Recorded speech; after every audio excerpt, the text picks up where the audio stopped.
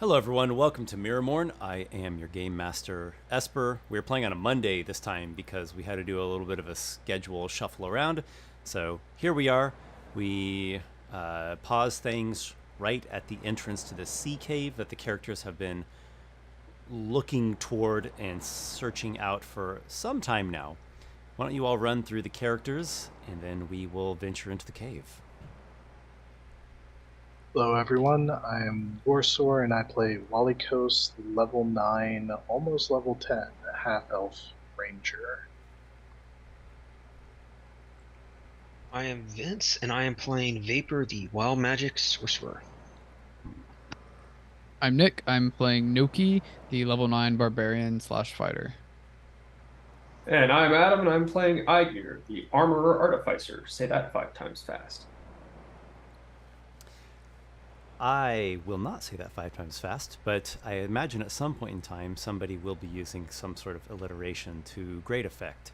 Well, this is the cave, as you have been led to believe, of one Tamarack Larks, a Topaz dragon, not an ancient dragon by any stretch, but still a creature of draconic might and strength, as dragons are known to possess, and just might have some say in the events that have been unfolding and brewing and coming to a head with the giants now laying siege to your nation of Haven Isle.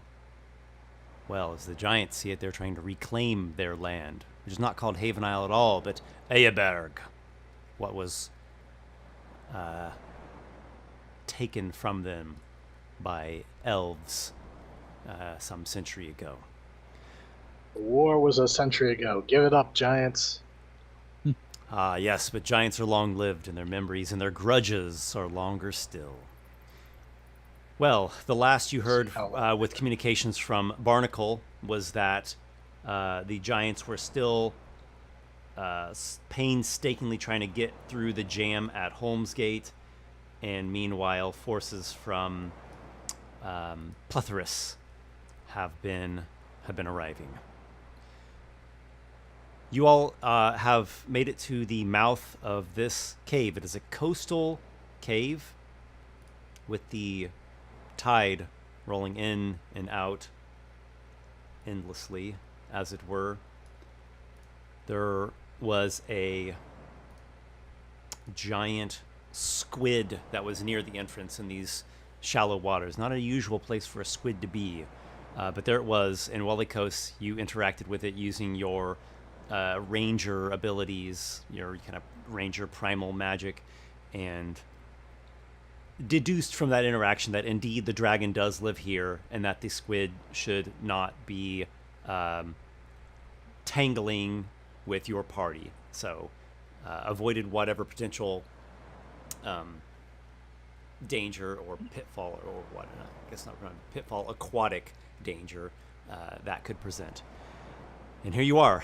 The beginning of the cave is flooded out with the water splashing and lapping against your heels as you wade in. The light feeds in for some bit, and then it begins to dim into shadows as the cave does what caves do, and it becomes windy and crevicey and opening and contracting at various irregular intervals. You all proceed inside. Is there a particular kind of approach that your party is using?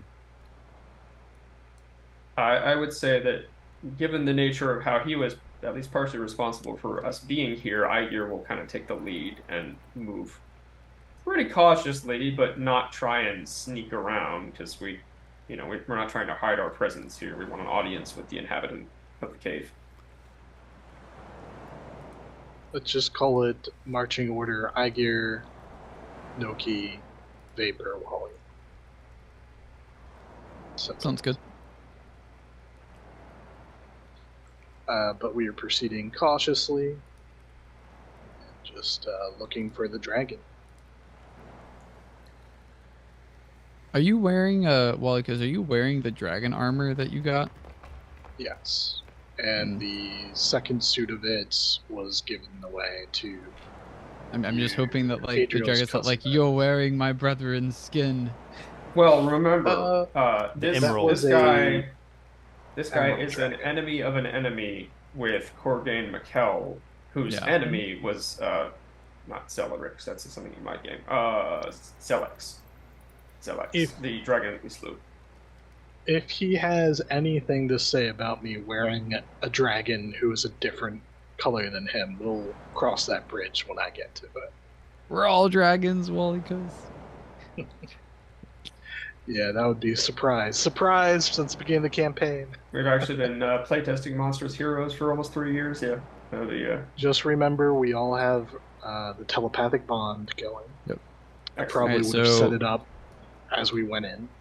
So I guess we're moving in. So it was what Aygir at front, me next, You next, Walykos, and then Vapor. Vapor in the middle, so Vapor second to Oh, last. you're in the back, Walykos. Okay. Just in case I'm a little more sturdy than Vapor in case we get flanked. Yeah, it's. And Vapor's also the one who's got Dimension Doors, so it's easier for him to grab people to run. To Yep. get out. You go through But, this cave more and more, and the wetness of it becomes inconsistent. There are some lower chambers where you have to wade through, and some others that these higher shelves come up, and you get through drier stretches. It gets quite dark, and the coming and going of the waves turns to echoes that just resound, well to your backside. Aygir, come up- how are you going? Oh, I'm sorry. I was just going to ask Aygir a question. Go ahead, Esper. You come upon a cave chamber that is crystalline. Not entirely crystal, but there are crystal growths, topaz crystal growths through it. It's the largest chamber you have come across yet in this cave. It's definitely one where it's, tests the limits of dark vision, right? Like it will go past a bit the 60-foot ranges of a dark vision. And so you struggle to see the entirety of its bounds.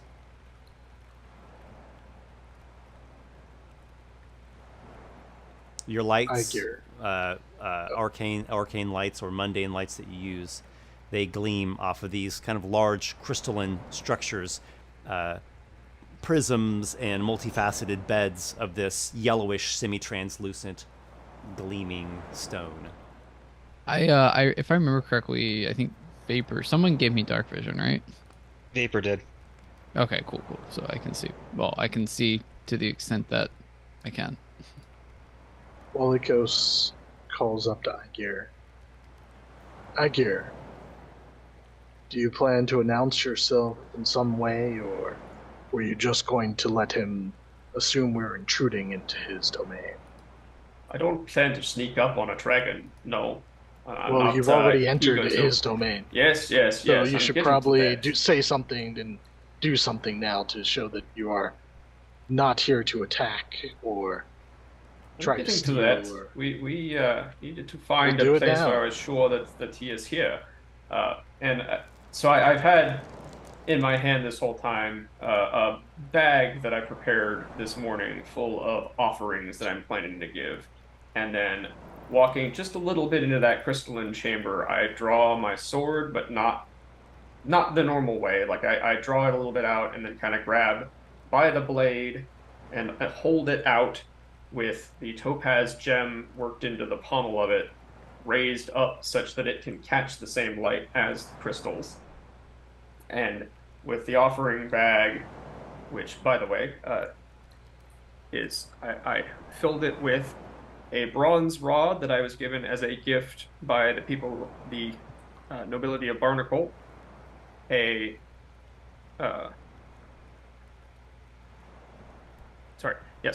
bronze rod, a crystal ball, which is an arcane focus, a pearl of a value of 100 gold pieces, a blank spell book, and also that thunder hammer that I empowered shortly before this are all in the bag as hopefully worthy offerings for a dragon's sword.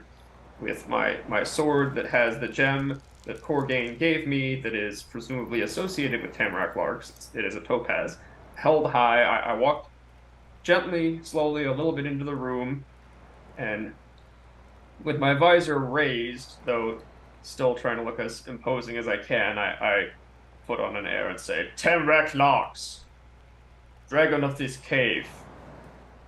Be you about?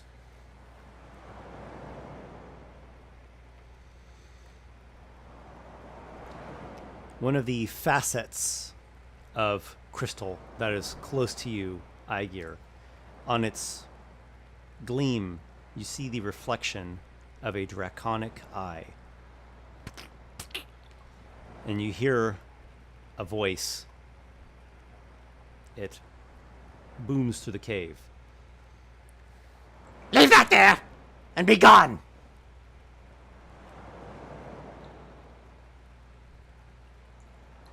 I will not take too much of your time. I will indeed be gone, and I'm going to leave this here now.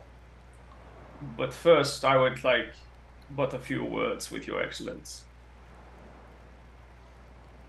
Words. Sounds like a damn trick. It is no trick. Do you recognize this?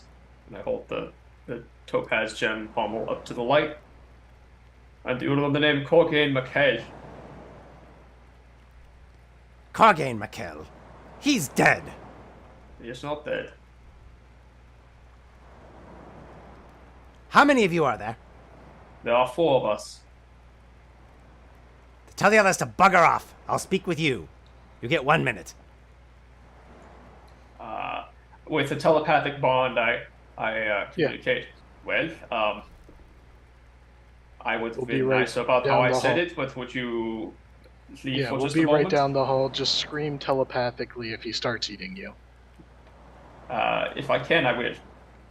No, like telepathic bond, you'll be screaming. If he has a for chance to, if he hasn't just been.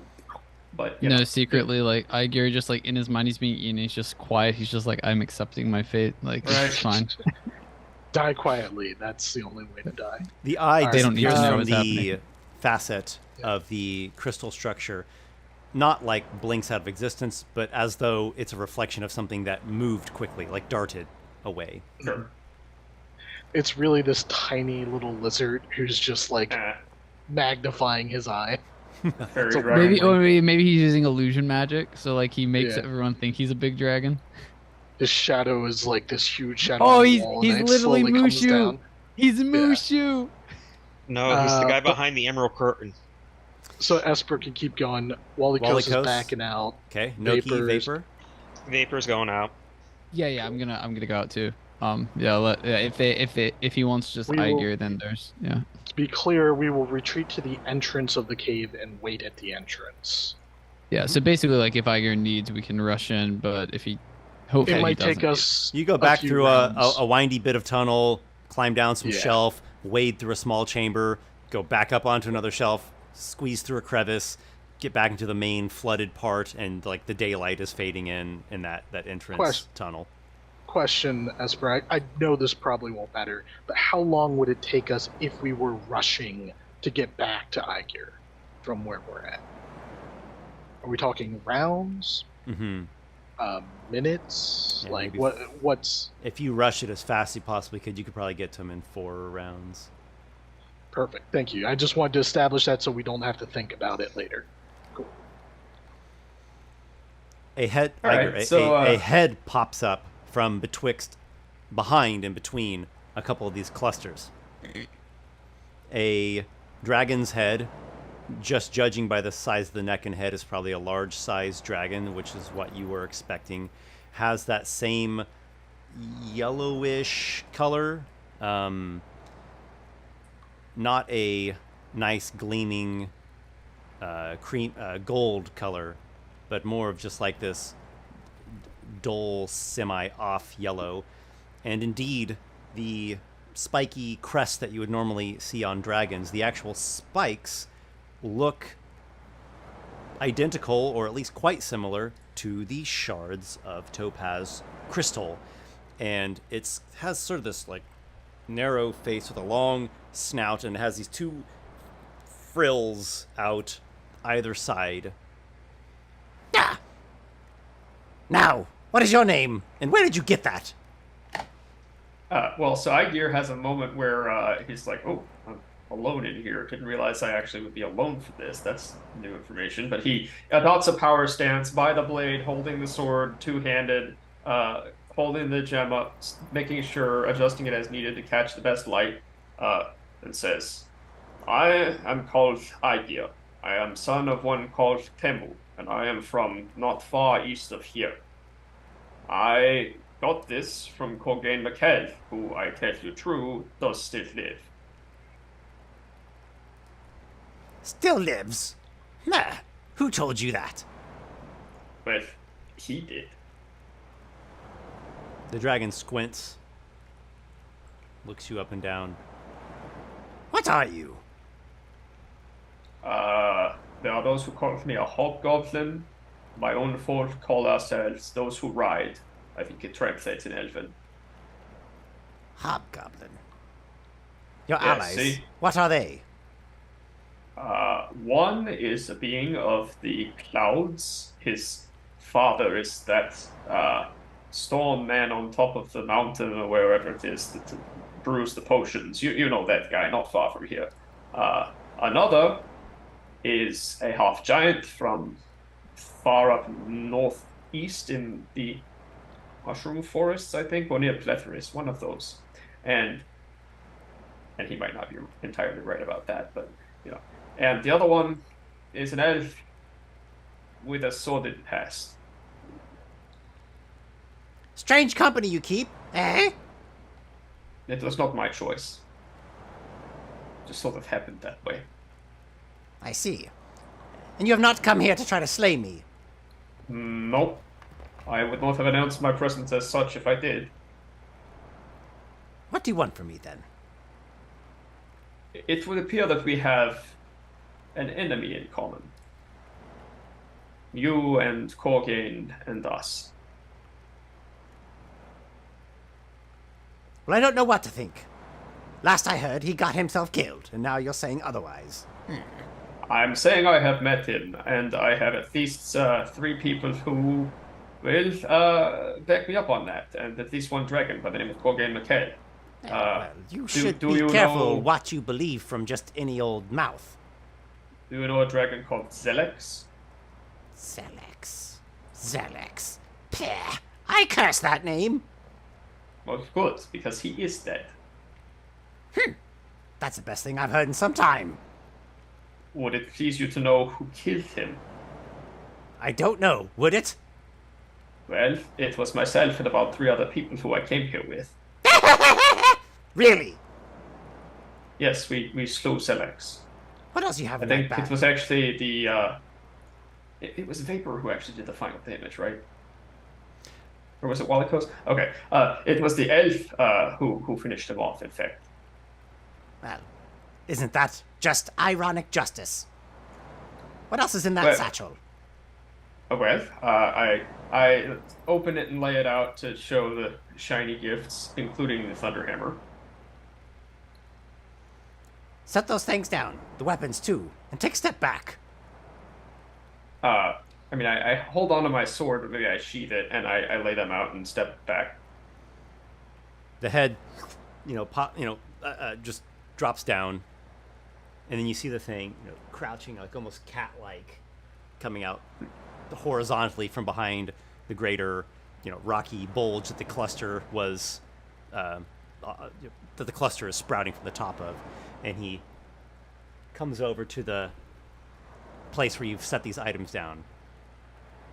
He gets his nostrils close to them one at a time.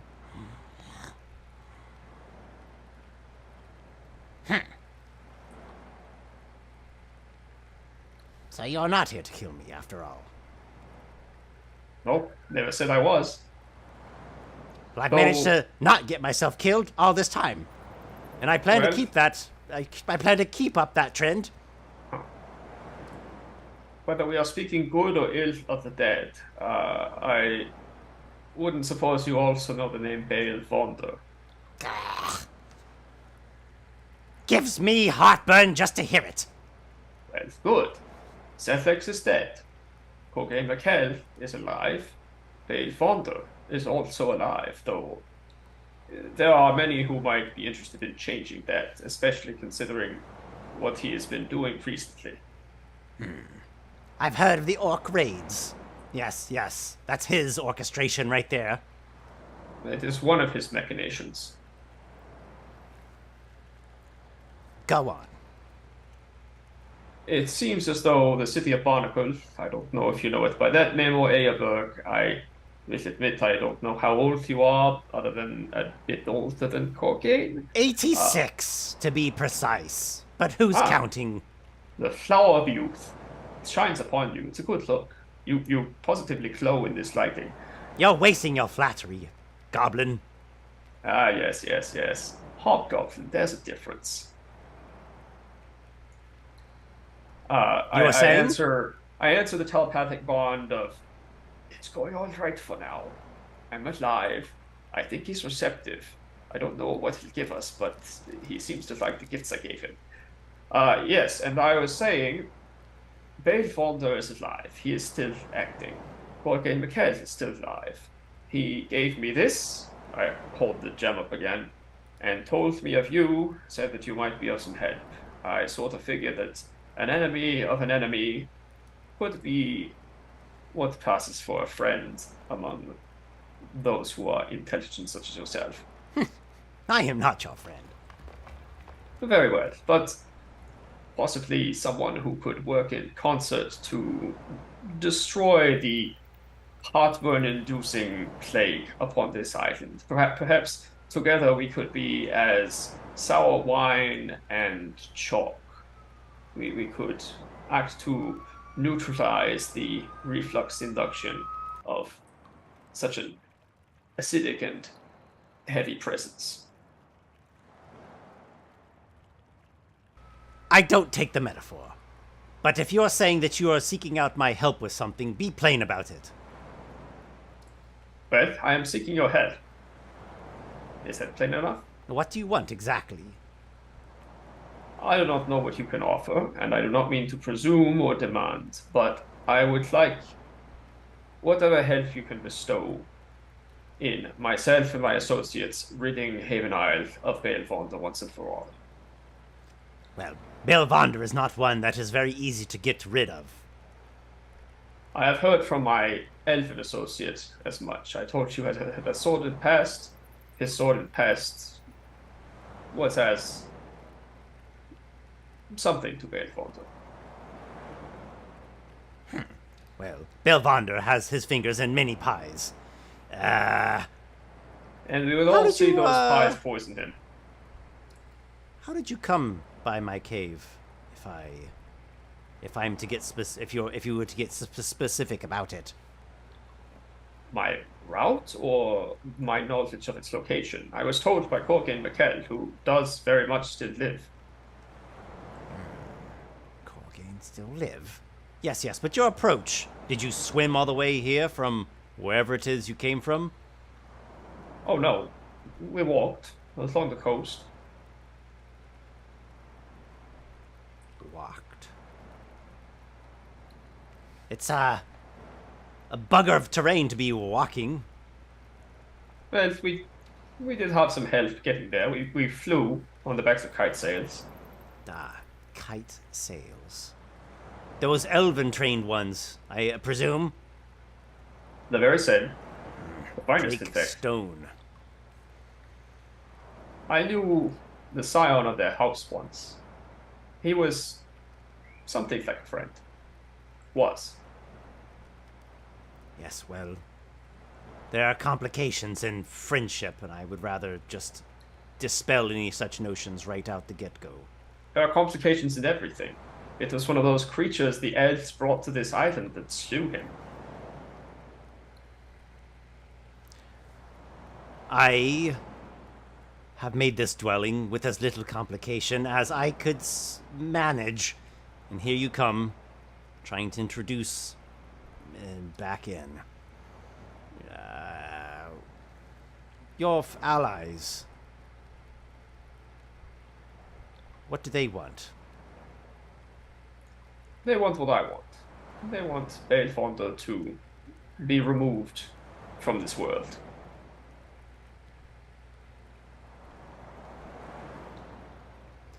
You're speaking in such generalizations. Can we get more specific exactly? Are you asking that I fly into battle with you? To clash against him? With these very claws? If that were on the table, I would be open to negotiation. But I really wish to see if there's anything that you can provide. I mean not to impose or demand, but if you made an offer, I would be open to it. I wish to acquire your help, whatever form you would decree that should take. My help. He looks at the hammer. Where did you get this? Oh, it was a while ago. This came from the ruins of Sotavijuk. It looks very old. Well, it was not as powerful as it is now. I don't think it was ever finished before. But shortly before coming here, I acquired the boon of a local god. And that is what now courses through it. I hope it will be worthy. Let me guess. That living storm blob. That will be the one. We had a bit of a run-in.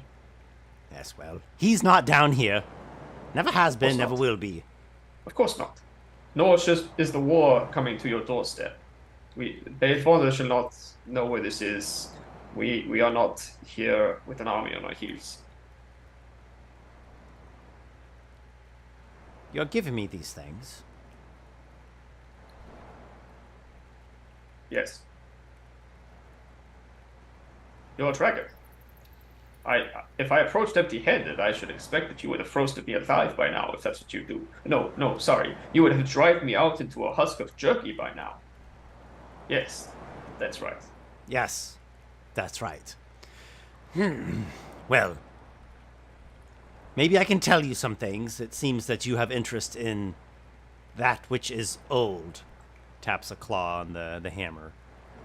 You might say. I have some of the old knowledge. I can give it to you. I do not know exactly how it will translate into your current conflict. Well, this whole conflict is old. It has ramifications we've been dealing with for long before I was born, so any old knowledge, I'm sure, is helpful. Well, if you want to know where you're going, it's best to know where things began. Of course. No story starts in the middle. Otherwise, Well, you're little more than just marauders and bandits. we are much more than that. They call us knights and magi. Well, isn't that fancy? They call us the vanguard, in fact. I don't know if you've heard that name. No. I should suspect not. Should I have? One so mighty as yourself might have overlooked it, but we are known locally around Barnacle. I don't get around those parts so often, it seems.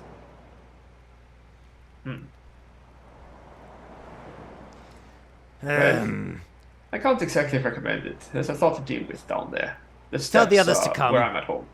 We will have our little chat. I will give you some knowledge in exchange for this gift. All right. That's all I can say. Telepathically, I say, well, he's not going to fight our battles for us, which I think we knew, but he has some of the old knowledge he will share with us. He's inviting you all to come back in. Well, aren't you going to go get them? They know. They know. He kind of taps with a metallic clink on the side of his helmet, taps his head as if to suggest the telepathy. Or radio. That would be his ear. Hey, dragon. Anyways, we head back. Walykos heads back. When your allies arrive, wait for a brief spell and proceed farther on. I will be in the deeper layer. Very well. He scoops up the items and puts them into a gullet pouch. And then, sort of slithers his way back behind some of the rocky protrusions. Gullet pouch. That's a nifty rule. I wonder if I could play that somehow. I mean, dragons got to carry their treasure somehow. Right. That in their Wonder if there's a way to ever like play a character with one of those. I've heard foretellings.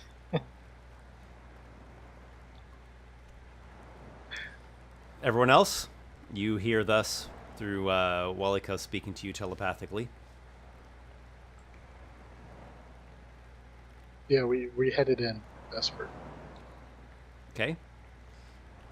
He asked to, give just a bit of a pause before proceeding on. Do you do that? Yeah. I mean, if he's gonna ambush us, then we'll deal with it. I don't see what a pause. Yeah. is I mean, gonna yeah, I mean, like make a if huge he's lying to difference. us and attacks us, we'll fight him, I guess. I believe he speaks I- true. He knows I do I am too. not here to harm him. I think this was I'm just gonna a- trust just a concern. Aygir's judgment, but Aygir hasn't always shown the most sense of motives and such, so he's not the most insightful fellow. What do you mean? Aygir is the wisest of us all. He's the smartest. He's not the My wisest. wisdom score says otherwise. Right. Aygir But certainly has one of the wisdom scores of the party. It's So, probably you- not the lowest, actually. It's like fine. It's a 10 or 11 or something. Yeah. I think I actually might have the lowest. Let me check. It's a 12. He has a modifier to it, actually. He Yeah, is I just have an very 11. not charismatic. Yeah. I think Nokki actually has the lowest wisdom score. congratulations. Anyway, the party yeah, the party so- moves on. You proceed past some of these topaz formations and end up going down this wide, decently wide, descending, sloping tunnel. It has drips of water here and there, and the briny smell essentially runs out at this point, and deeper earth emanations come to your noses. And the next large cave that opens up is also crystalline, but larger and more wondrous.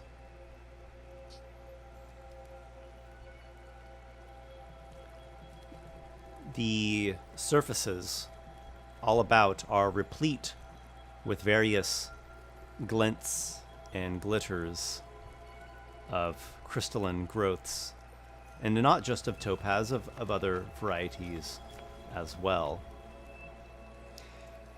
And you all see Tamarack larks here, coiled about a stony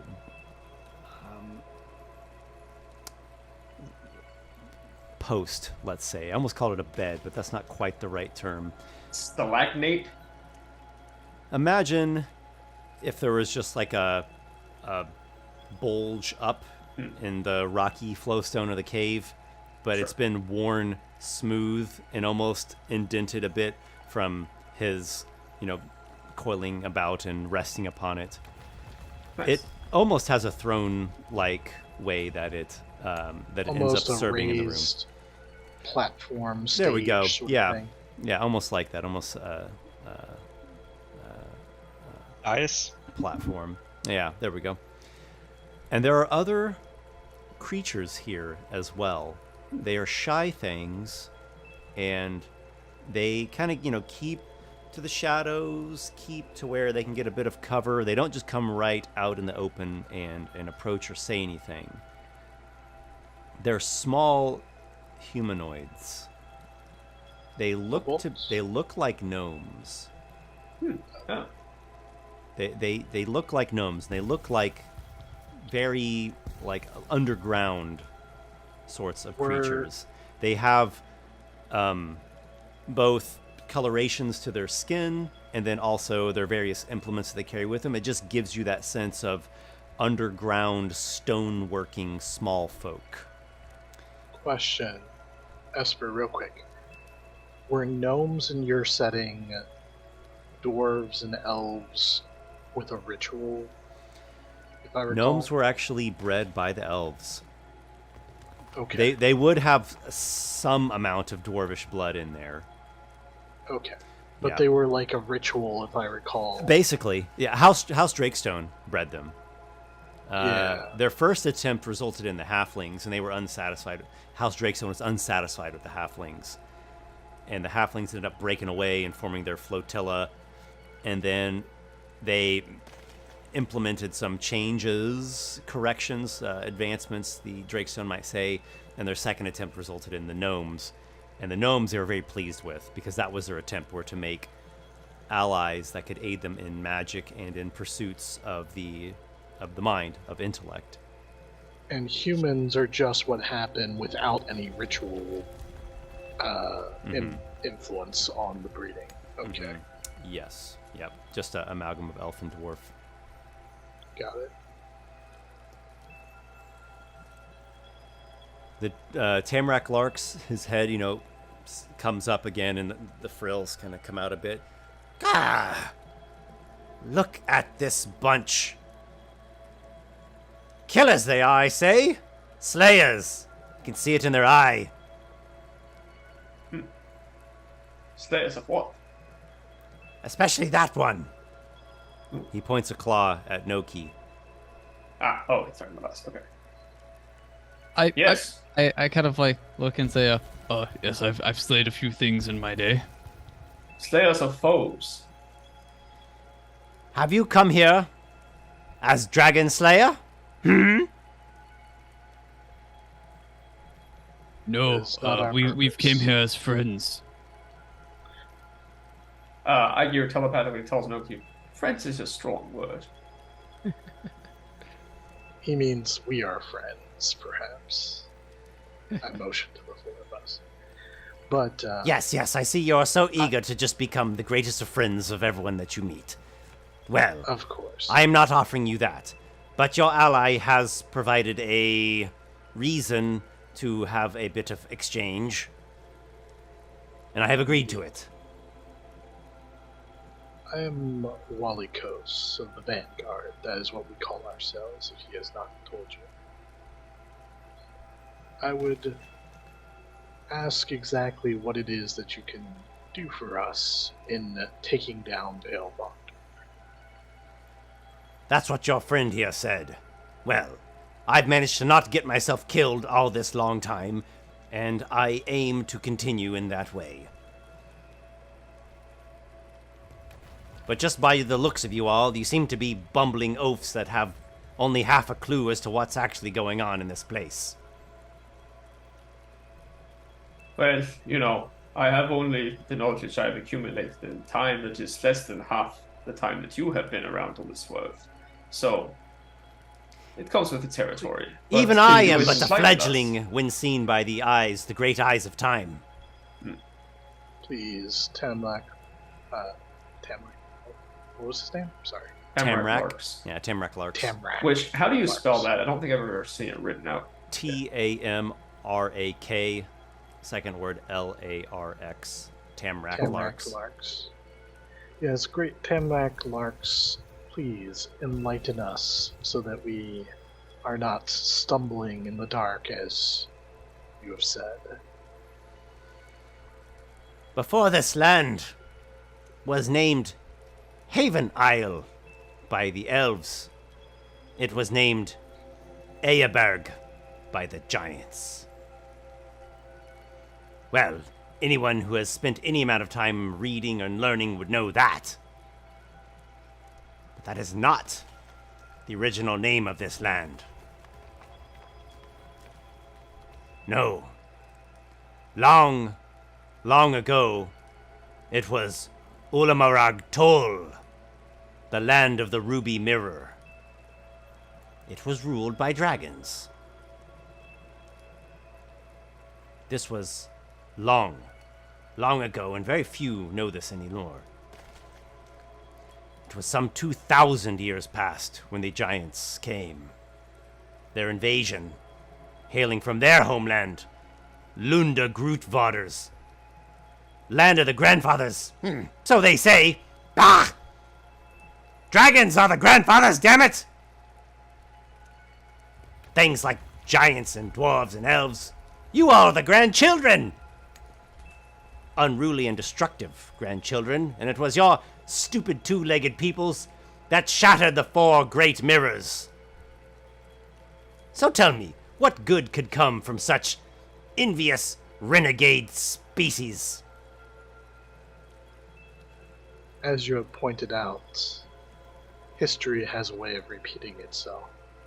Just as the giants took this land from you, the elves took this land from the giants. Is it not satisfying to see such symmetry, such mirrored history repeat itself on those who you hate so much? No, it's not. The giants hunted down all the dragon kin. Elves coming and killing giants does not restore those dragons to life. Most have died. Some have fled. Only a few remain. Often they develop such tactics like shape-shifting into the likes of elves and beasts just to blend in and not get killed. Where have I I'm seen not doing that. before?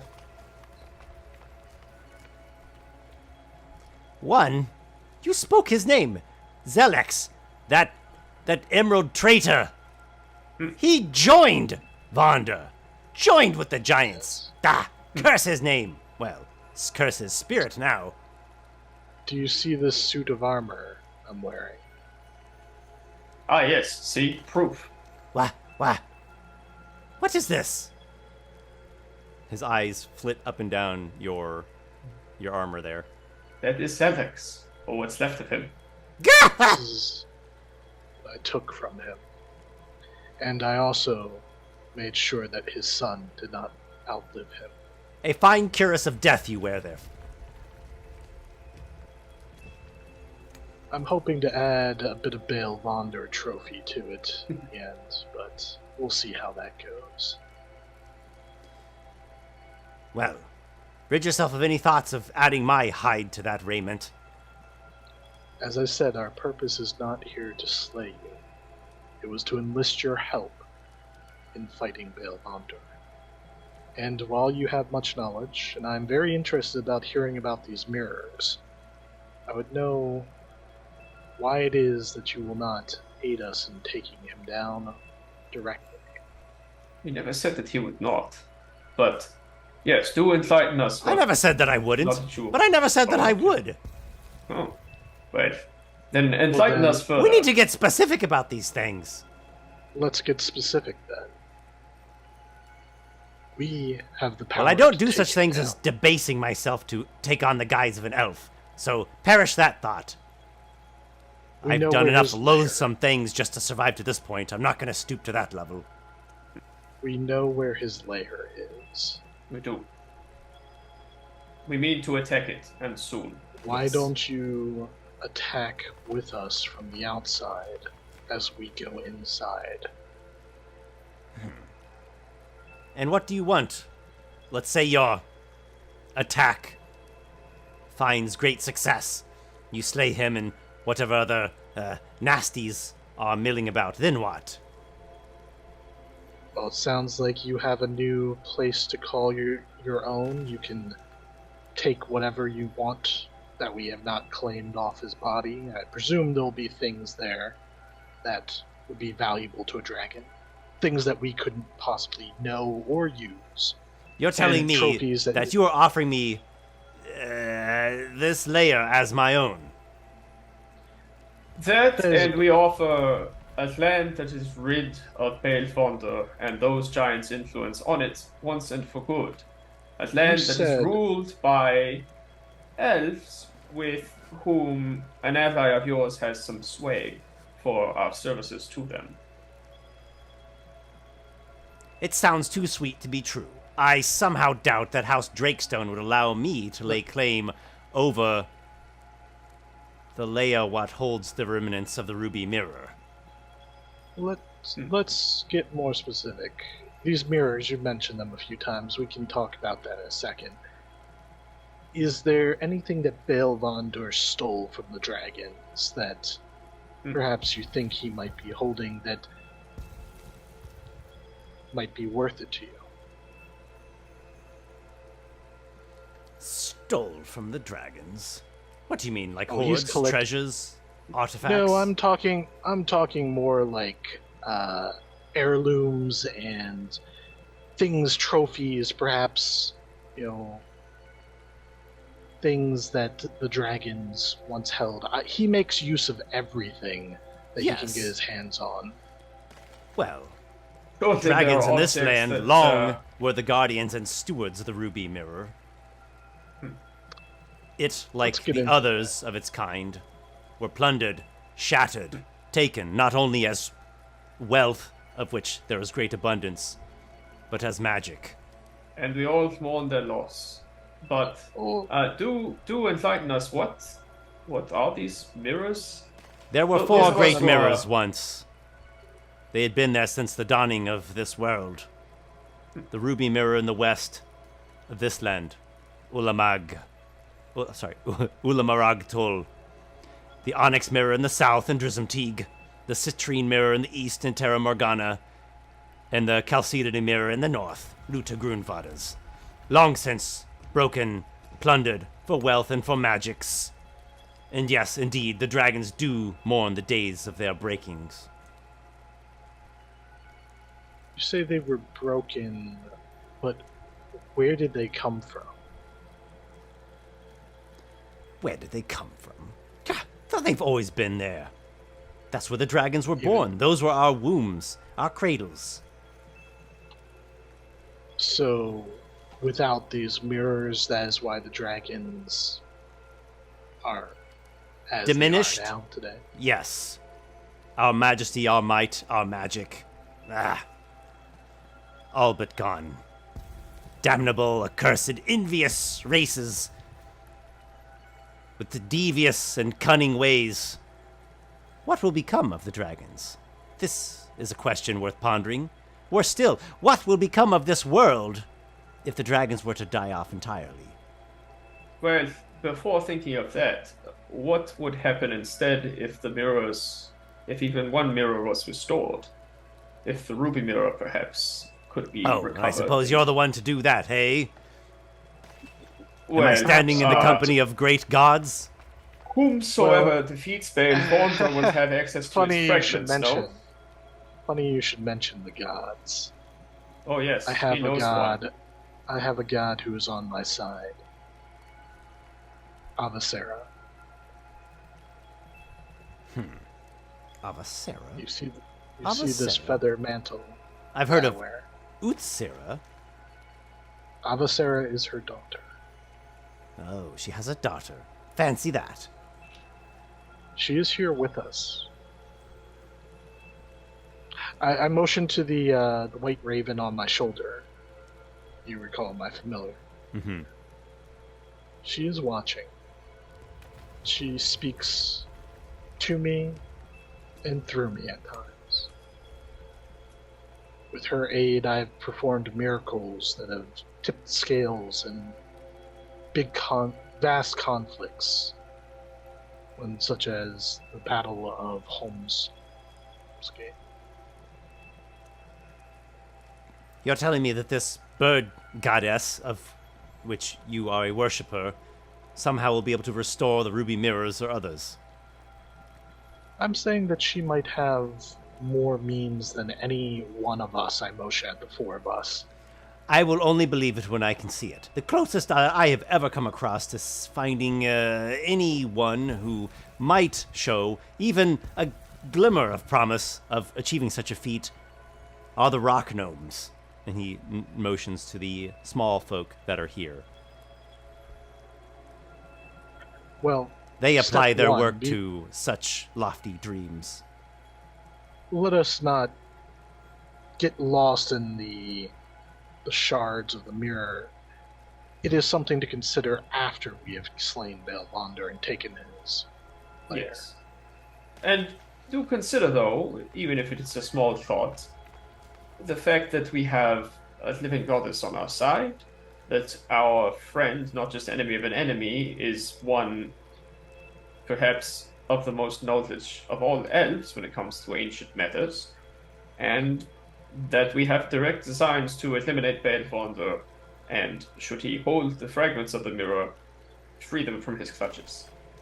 Yes, He yes, would and be dead I'm in going nothing to but get the touch. possession of that and take up lair there, of course. Well, And we'll all start You flaunting hasn't been- roses. That Your hasn't been possession of the discussed mirror. yet. You didn't even Yeah. tell us about the mirror until now, so how could we have promised any of that to you? Well, you were just promising me that I would be able to take up the lair once I helped you slay Belvander and his thralls. I'd be open to discussing your guardianship over it, but it sounds like a major artifact. Yes, Is it that sounds not like something something that that we House should- Drakestone would lay claim to as soon as they could. Well, and what it would you sounds do like with the something mirror? that you would have more claim to than they would, of course. What would you do with the mirror? Well, if it were me, I indeed would take up lair there, and I would bring the rock gnomes with me, and they would attempt their work. They would probably fail, but it would be worth the effort. I'm not opposed to that. Oh, and do you speak with authority over Drakestone and Barnacle? I speak with authority. Drakestone, the Duke, has much confidence in me and the Vanguard. I cannot promise that he will be happy about it, but I think I can persuade him that for your effort, depending on how much effort you're willing to expend, if you put forth the effort that is you fighting beside us in this battle, that is worthy of taking up the guardianship over such an artifact. For you would protect Of it from other course. giants, orcs, any who might seek to bend it to their own designs as Yes, well. I see. But then, what is to happen in 50 or 100 years' times when the next generation of elves decides, no, we don't want this old dragon to have it anymore, and they gather up a As- troop of knights that come and slay me? As you know, there are no guarantees. I cannot promise what the future in 50 years or 100 years are. However, we can attempt to write into some sort of treaty between you and the people of Barnacle, the Duke, Drakestone, that these sort of treaties are a bit harder to ignore for their descendants. Yes, they can do what they wish. We can't control our descendants, but it does create more resistance to them just simply coming for you with a band of knights. And my fourth reside not too far from here. Should there ever be reason, they could ride out to your defense. I can assure of this because There could of be the also services I have other done for them. there could be other things that could be negotiated. Vapor here, Megist Vapor. He has connections with a certain Jinn who resides on the west coast of the continent, not far Yes. from here. The Lord of the House of Mistral, or whatever it's called. Indeed. How about this perhaps- for an idea that, since we're just imagining every fancy and whim, Go for it. once the giants are rid of this land, we be rid of the elves as well. Will the elves go back to Terra Morgana? The cloud You folk asked and the for the- goblinoids can stay. It was my kind, largely the crystallines, that helped the goblinoids build their constructions after all anyways. You think goblins came up with the idea for building such wonders as Pilastod and Dodecachelia? We offer you the juiciest haunch of the animal, and you want the whole thing. No, that is not something I am willing to negotiate, in good or bad faith. What we can do is This is ensure our you- home now. We have been here for multiple generations. What we can do is ensure there will be no further incursions for at least as long as we are able to promise that. and to do what we can to ensure that it remains the case in perpetuity. We cannot give you the whole of the island. We are not its kings. I think that simply having guardianship over the mirror, and if you don't want guardianship of it, then don't claim it. Leave the cave empty. Leave your rock gnomes there to work upon it and perhaps restore it and bring back the dragon's hope of renewing themselves. You can do as you please. But I have great for one- misgivings in the long run of any of these ideas. I have seen what elven knights and magi can do. And let Have me you tell seen you, what Bale they do things Vonder like can do? kill dragons.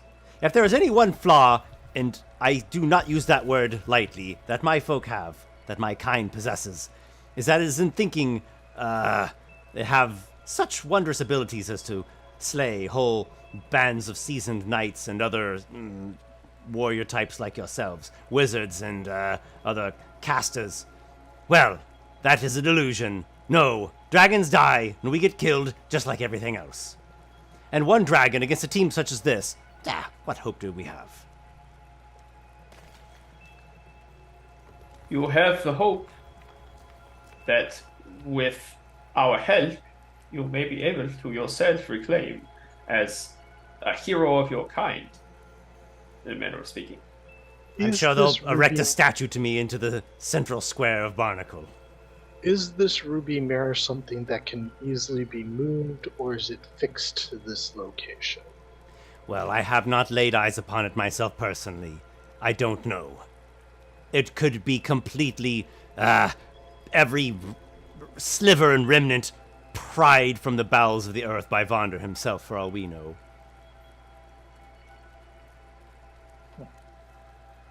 Let's see. Fire Well- giants. And how do you know, though, that Bale Fonda, that his lair is the resting place of the Ruby Mirror? You were the one who mentioned it when we brought him up. This how information do you was know this? bestowed to me. Knowledge handed down from one dragon to the next, across centuries upon centuries. Well, so then you're a much more trustworthy source on it than us. So, what you know is that we aim to rid this land of giants. We aim to slay Bale Fonda, and we aim to do it soon. If you were to accompany us, that would be the strongest possible argument that you yourself would become the new custodian of the Ruby Mirror and its guardian in perpetuity. There are two If possibilities. you provide us some assistance, some boon, something more than just knowledge, we could advocate for you, but if you helped us yourself, perhaps you even and Corgain McKell, although he, I'm sure, does not make any designs to demand the mirror's guardianship, But- then well, you would be let's its keeper. let's just be frank here. There's two possibilities of how this could happen. If you help us, you prove that you are an ally, a friend to the elves. We either treat you honorably, and we respect that you helped us and we pay that back in kind, or we betray you. And that would be what you are fearing right now. I can't speak for all elves, but I can speak for those here. None of us would betray that.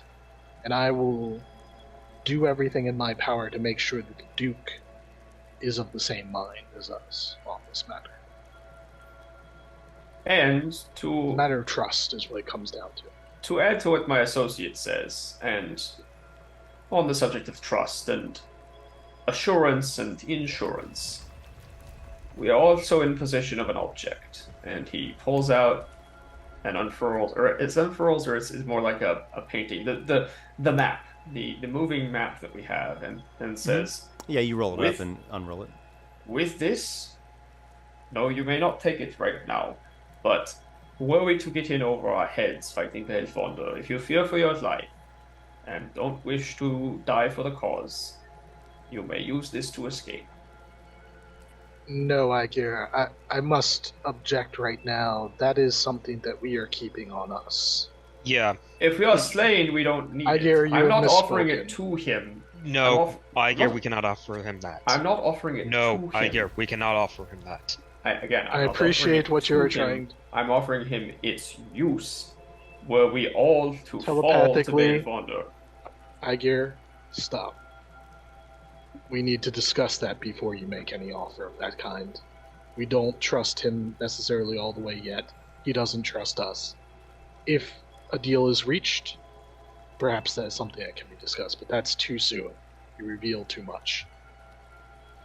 Agreed to That's disagree. that's That's what he says yeah. telepathically. But he's not promising like, oh hey, here's this map, take it.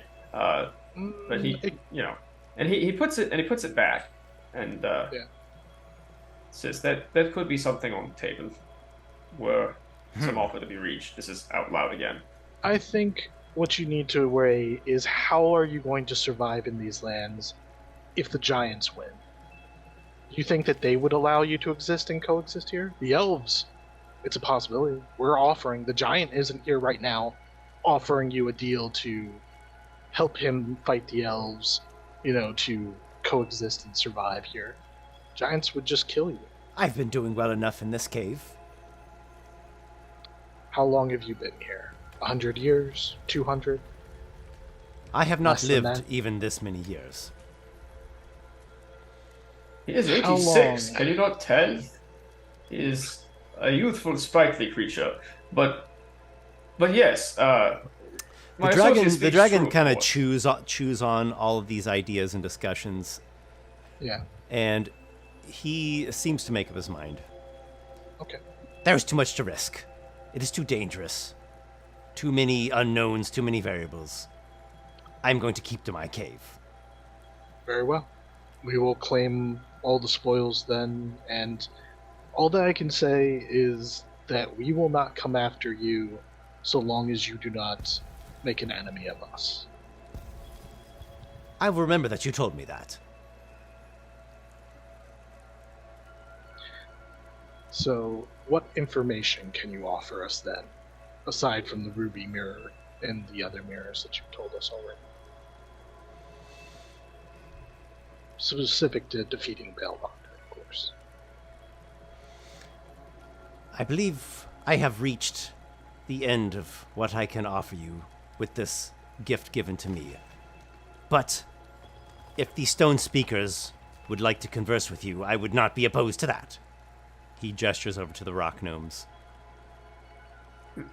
Very well, we'll speak. Aygir stoops down and, with all sincerity, says, "And what would you have to say?" Just before the gnomes respond, Tamarack Lark says, "I'm hungry. I'm going out hunting. Have fun killing giants." And he actually goes Okay. back as though to go out and leave the cave out to the sea. Yeah, him actually joining in the fight was, I think, a bridge too far from the start, but we learned some useful stuff. Anyway, It what was- did the gnomes have to say about this, the rock gnomes? The rock gnomes have been listening, and they keep some cautious distance. They seem timid about you all, but there are two of them that will speak with you. A little man and a little woman, whom Tamarack referred to as stone speakers. Hello there. I am Searbust Fwig, Says the male. and I am Kunusamea. Aygir come. gor-Temu. Let us walk and speak. Yes, walk and talk. That is all. Just a bit of words. Aygir, his strides more than twice as long as theirs, begins to walk alongside them slowly. There's another tunnel that leads out of this main crystal cave that you all are in, and the gnomes actually do a little bit of small talk, saying like, what are the state of things in Barnacle? How are people's morale holding up? I've never seen Barnacle. They have a bit of a chat with you all. So if you guys are friendly to that, they do this Sure. little Searching. yeah, just a bit of familiarizing as they go down this, as you all go down this tunnel, and they lead you to a place that, well, you might call it a shrine. It has a shrine-like look, a crystal shrine, perhaps, and there are topaz-like formations growing from the ceiling, almost a stalactite look to them, and there are other beds of aquamarine colored crystals, and it looks like a place that is partially natural, partially. It also looks like a place that is like tended and cultivated by these gnomes. Ah, this little recess, this little retreat, it is a special place. We call this location Indagleam. See here. And you see that there are 3 pedestal-like parts in the crystal growths, and each of them have a little shard. A ruby, a chalcedony, and a citrine. So they're missing an 3, onyx. indeed. 3 shards, small shards of the great mirrors. Indeed, we have not a sliver of the onyx mirror of the south. We trace Where our these, lineage back to the first gnomes, the first of those bred by House Drakestone in Terra Morgana. I should say our forebearers. They snuck off. They went soul-seeking, you could say, and found their way to this cavern. We have been developing closer connections to this place. We believe that there are crossings in the world that can lead one to other planes, other realms. And we suspect that this place holds such crossings. One to the plane of Earth and one to the plane of Fae. It's quite I don't even know what to say to that. Well, if things were to go bad, really bad, with giants and elves and other such folk, we are preparing to make a further trek, a retreat from this world. You know to where you would go? Abandon your home? Our home, through our efforts, draws ever closer to these planes. We are not entirely bonded to the world above, to the greater MIRRORMOURN, as you would call it. Oh, people in MIRRORMOURN call MIRRORMOURN MIRRORMOURN? Huh, okay. Let's. Yeah, the name of the This world, is and a lot of very people don't even know interesting. why that is. Because they mourn the mirrors that were shattered. Right. But, this is all very interesting, but if, without sounding self-interested, what does this have to do with us? I just wanted you to know that we understand there are more layers to this problem, and that there are other solutions that other folk consider more so than the solutions that you consider. Not everyone is made to go attacking giants or elves. Not everyone is made to risk their lives in such terrible fighting. We would I defend our cave understand that. if needed. But what you ask of Tamarack and what you ask of us, it is so much. We asked nothing of you. Honestly, we did not know you were here. We came seeking Tamarack alone. Of course, we did not know he had allies such as you. We coexist. There are mutual benefits to our proximity, though I do not think that he would traverse into the land of Fae, or to the plane of Earth for that matter, if that came to be what the rock gnomes decided. I think he would stay in this cave. He is, well, he has an affinity for it. Yes, he has a true connection, whereas I think we are still doing that soul seeking, looking for a home that we have never known. May I ask, are these shards of the mirror what you're using to cross the planes? They are the source of our magic. Just as a wizard might study books and formulae, or a sorcerer might have storms in his blood. Where did you acquire these shards? Were they before you left Barnacle? Terra Morgana. No, didn't they come from House Drakestone created the gnomes? He said they created them back in Terra Morgana, Did they? like before they even came here. Yeah, Okay. that's what Yeah, the Stone Speaker yes. himself said. Yes, yeah. Okay. So, did you acquire them back in Terra Morgana or after you came to Haven Isle? Ventus. Ventus was the one that collected them, one at a time.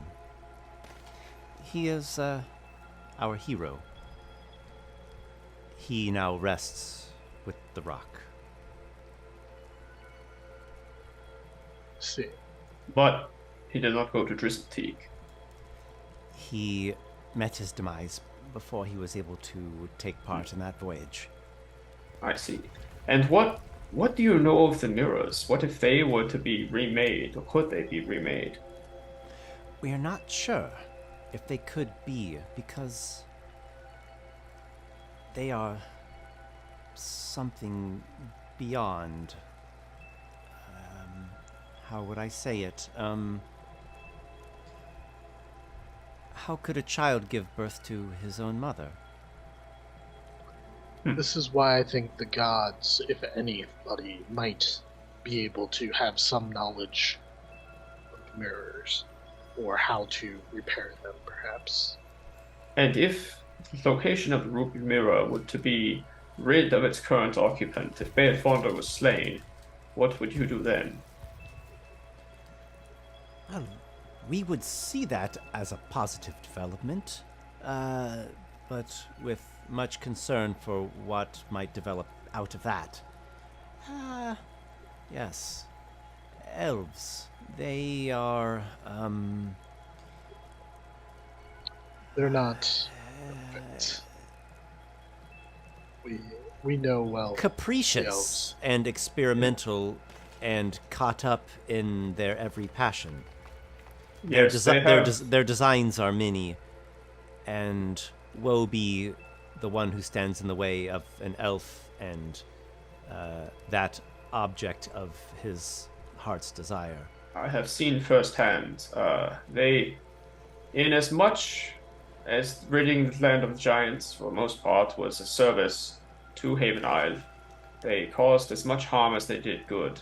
And of all the elves I've ever truly called a friend, I have lost at least one of them to that residual damage. I will say this. I personally, if it can be avoided, will omit the Ruby Mirror's location from our report after we kill Beelfonder. I don't see it. Here's the thing. after we finish here, after we return to Barnacle, hopefully the war will be fought, and I will be able to take my leave. Perhaps once his matter has been settled. But we might return to that lair since it'll be empty and protected. I don't see any reason why we couldn't set up our own place there, and if we can find a way to travel, quickly back there, as with this painting, we have a painting like it. Perhaps we could even, travel the world or do other things. But this is all... We could even bring you that onyx shard. This is all just so far removed from what we are trying to do. We are trying to kill Baal Vondur. This white raven. Yes, Avocara. Could she speak to us? I believe I can attempt to summon her. I take the white raven off my shoulder, onto my hand, and I bring her down to my, kind of chest level. I had a name for her, and I may have written it down, but I don't recall it off the top of my head. But Walykos is going to reach through his divine connection and try to reach out to Avocara. And he will call to her by name, Avocara. It is Walykos. I call to you because there are some here who wish to speak to you. Rock gnomes who have collected 3 shards of the mirrors of MIRRORMOURN.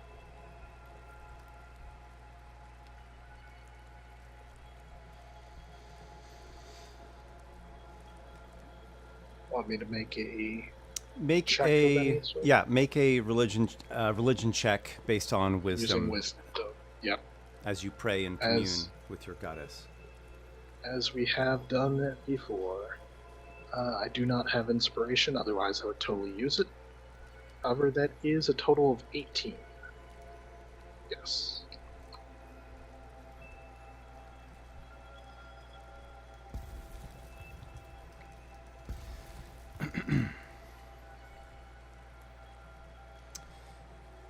There is an apparition,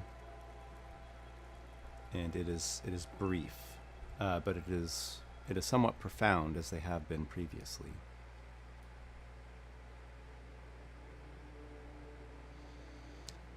The crystals of the cave gleam and glint with a greater radiance, and a white gold flare emanates, coalescing like a star in front of you all, with a white raven floating, hovering at its center.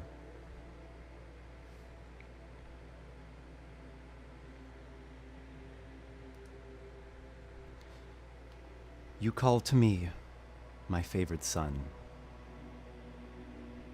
and it brings me much joy in speaking with you. I will speak truly, verily. I will speak briefly and directly. The rebuilding of the great mirrors is not the correct path. Rather, a new mirror must be born.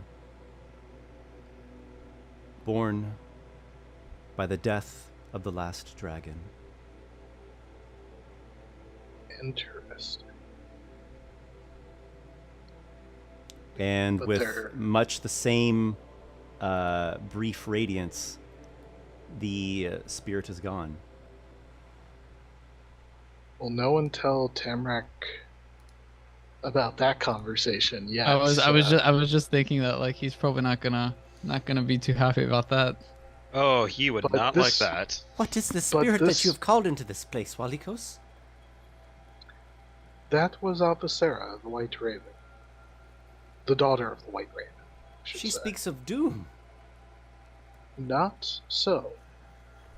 If you believe that there are gods that have knowledge of things beyond us mere mortals, she may be telling us of wisdom not today, but of days far in our future, a way to renew the world, to make it not so mournful, perhaps. A hope.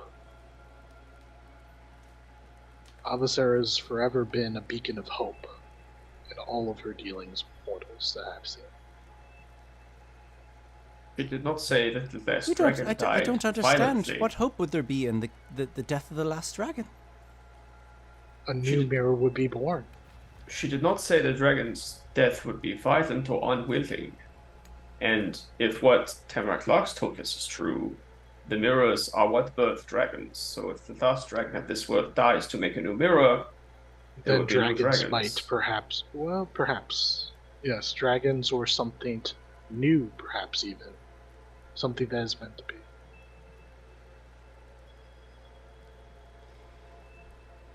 Your coming here has been shocking, and Well, you've given us much shocking information about these mirrors. It has been mutually enlightening, I would say.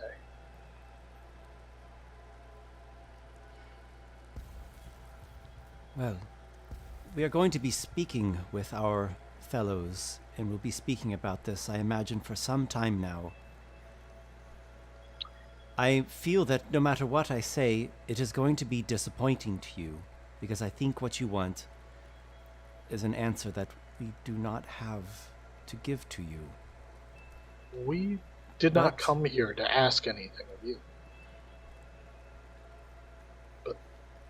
But But we would see the defeat of Baelvander and his allies as a good thing.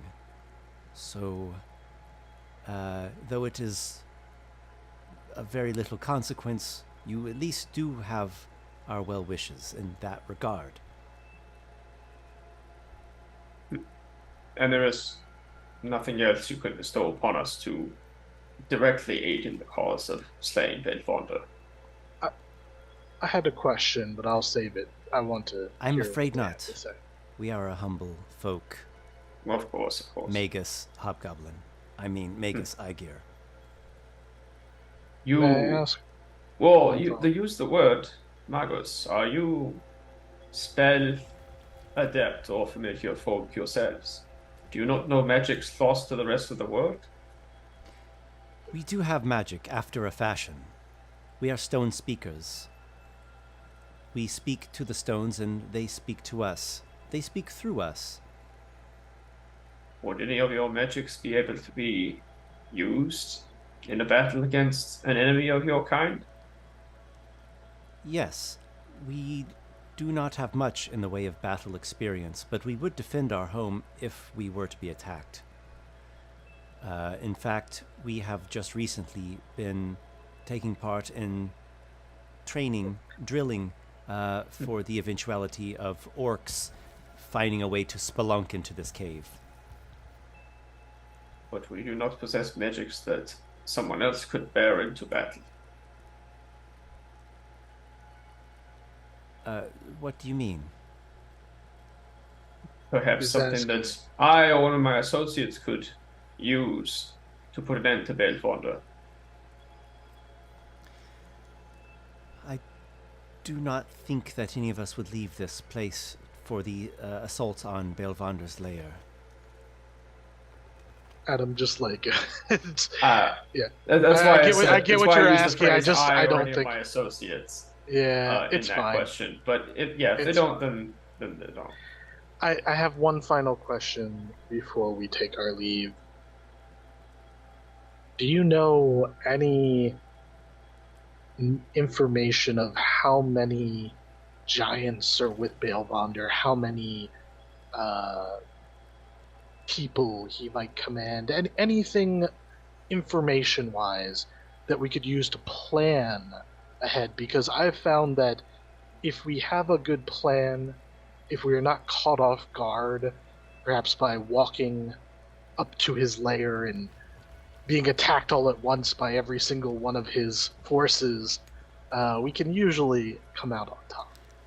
We know only what Tamarack Larks has spoken to us in conversations.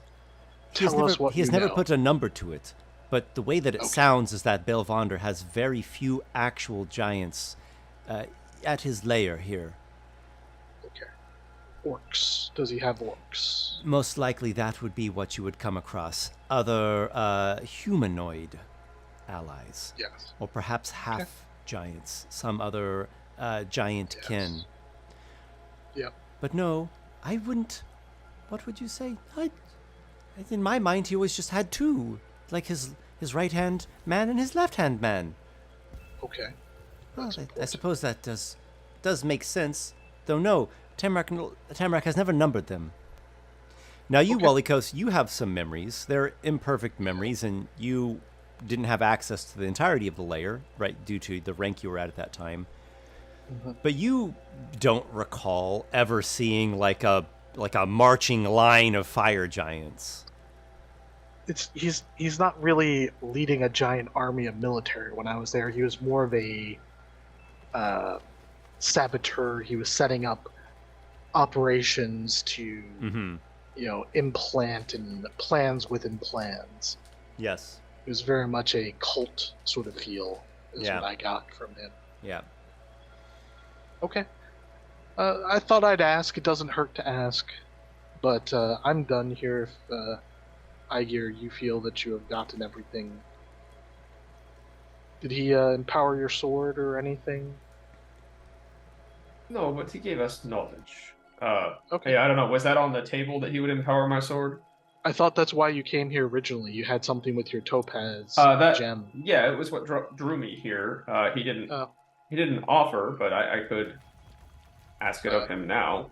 I thought that was what Corgain was like directing you, like, hey, this Topaz gem is tied to him. He can do something to it to empower it greater. Right. I was kind of wondering. That was the whole thing.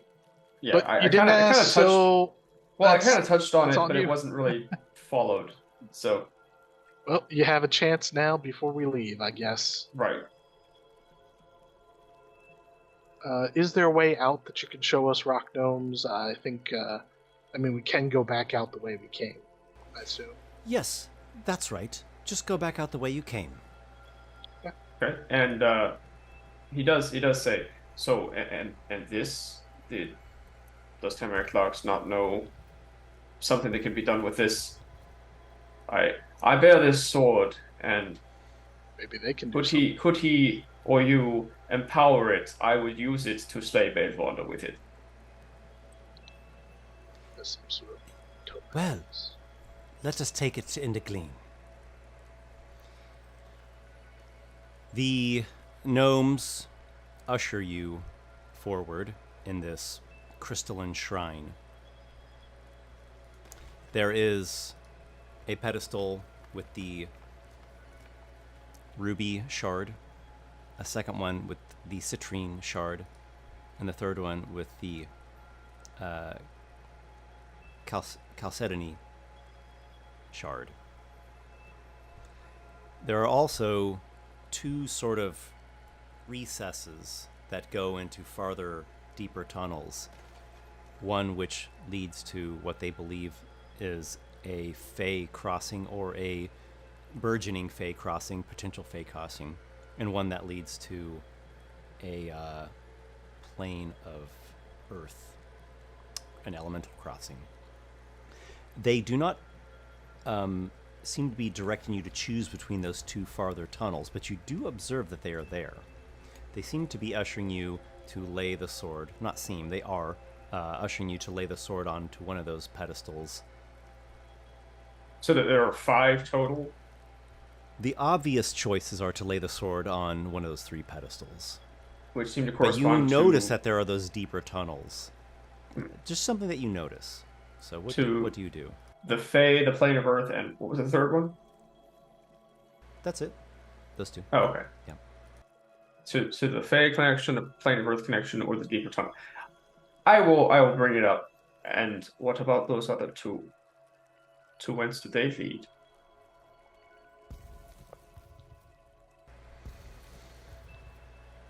Just as I said, we have great reason to suspect that we will soon be able to access a Fey crossing and an elemental crossing, gesturing to one then the other. The planar influence are strong in those places.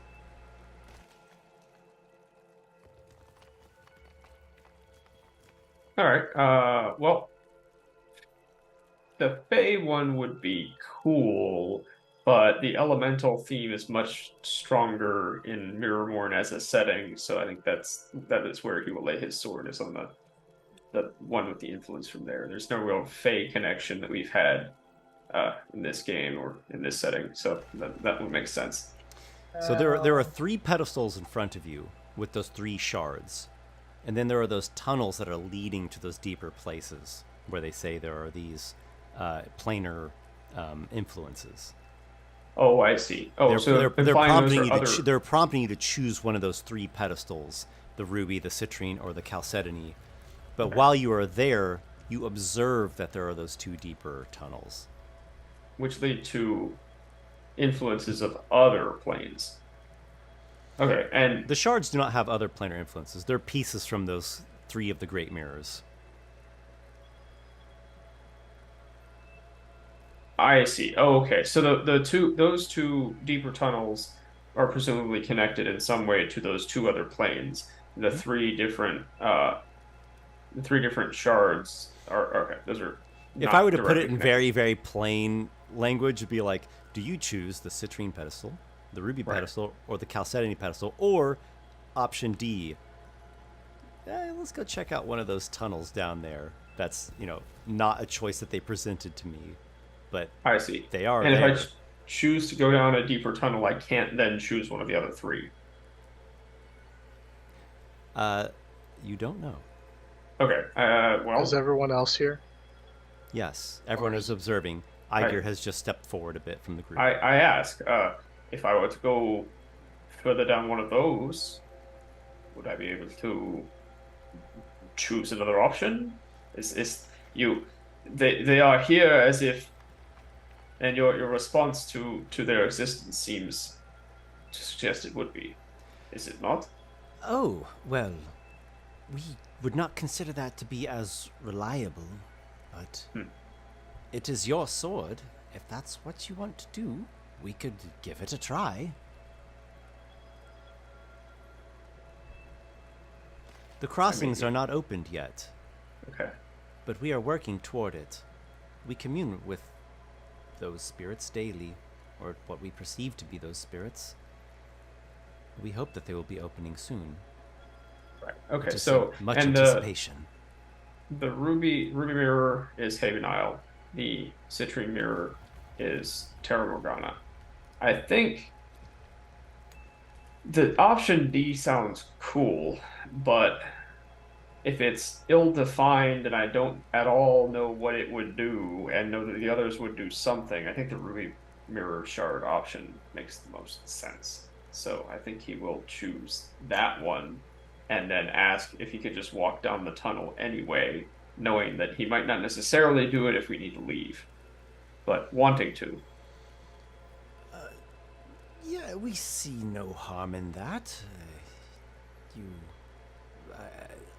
give us your word you won't be tampering with anything. You have this as collateral, and he sets his sword down on the ruby pedestal and walks down one of the 2 corridors. You step on a pressure plate, spears come out of the walls and just like spike you to death. I have armor. I have Crit- armor. You have A died. giant crystal stalagmite impales you. Wow. Oh, we forgot to warn him about the trap. Yeah. You place forget. the sword upon the crystalline, organic, not organic, but a natural formed type pedestal. You place it there and then proceed down the tunnel toward the area of planar elemental influence or fey? I'll go on the Fey one, since that's less Okay. connected to the sword itself. That Okay. just seems interesting. If Aygir's going down that one, I think Vapor will follow because he does have a shard of the Feywild with him. Mm-hmm. Oh, that's true. Mm-hmm.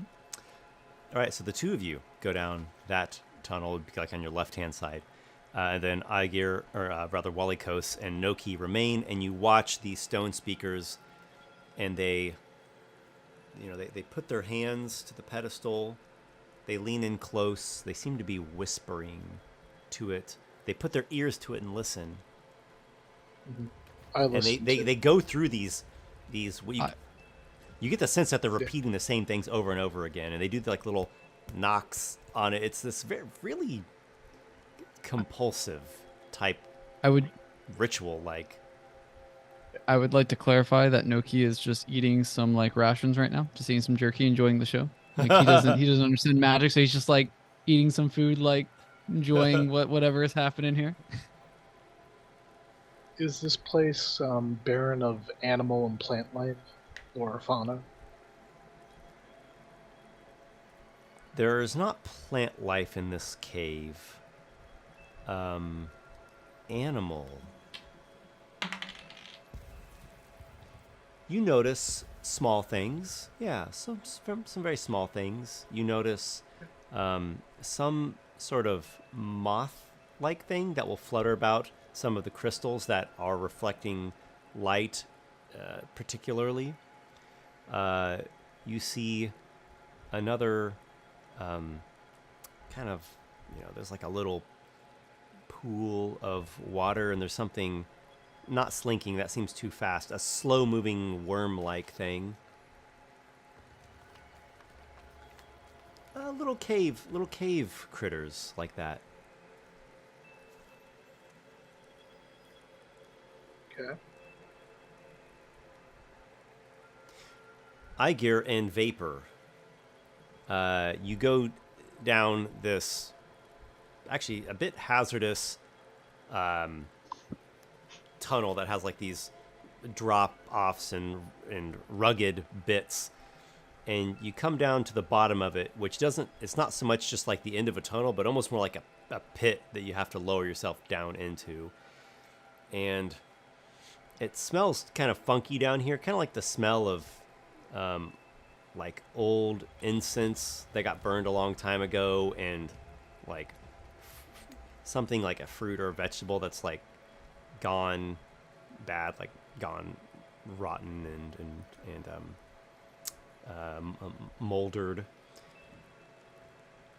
It does feel a bit different in this place. Doesn't have quite the same damp and cold, clammy feeling. It's a little bit warmer. Vapor, your Fey shard, wherever it's at on your body, tingles erupt from it. There's not a visual effect, but you feel it on your body, wherever it's closest into proximity or contact with the Fey shard.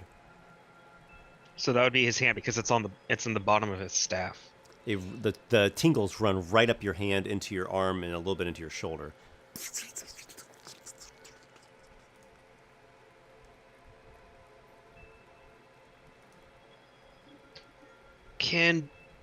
Not to cast that rift spell, but Vapor is going to tap down on the staff to kind of like have the shard tapping against the ground. Just to see if anything happens. You give it some taps. No, nothing obvious. Maybe a little bit of the tingle sensation every time you tap. Mild. Okay, well, he's gonna just cast... let me double check. Pretty sure I got the spell, but I want to make sure.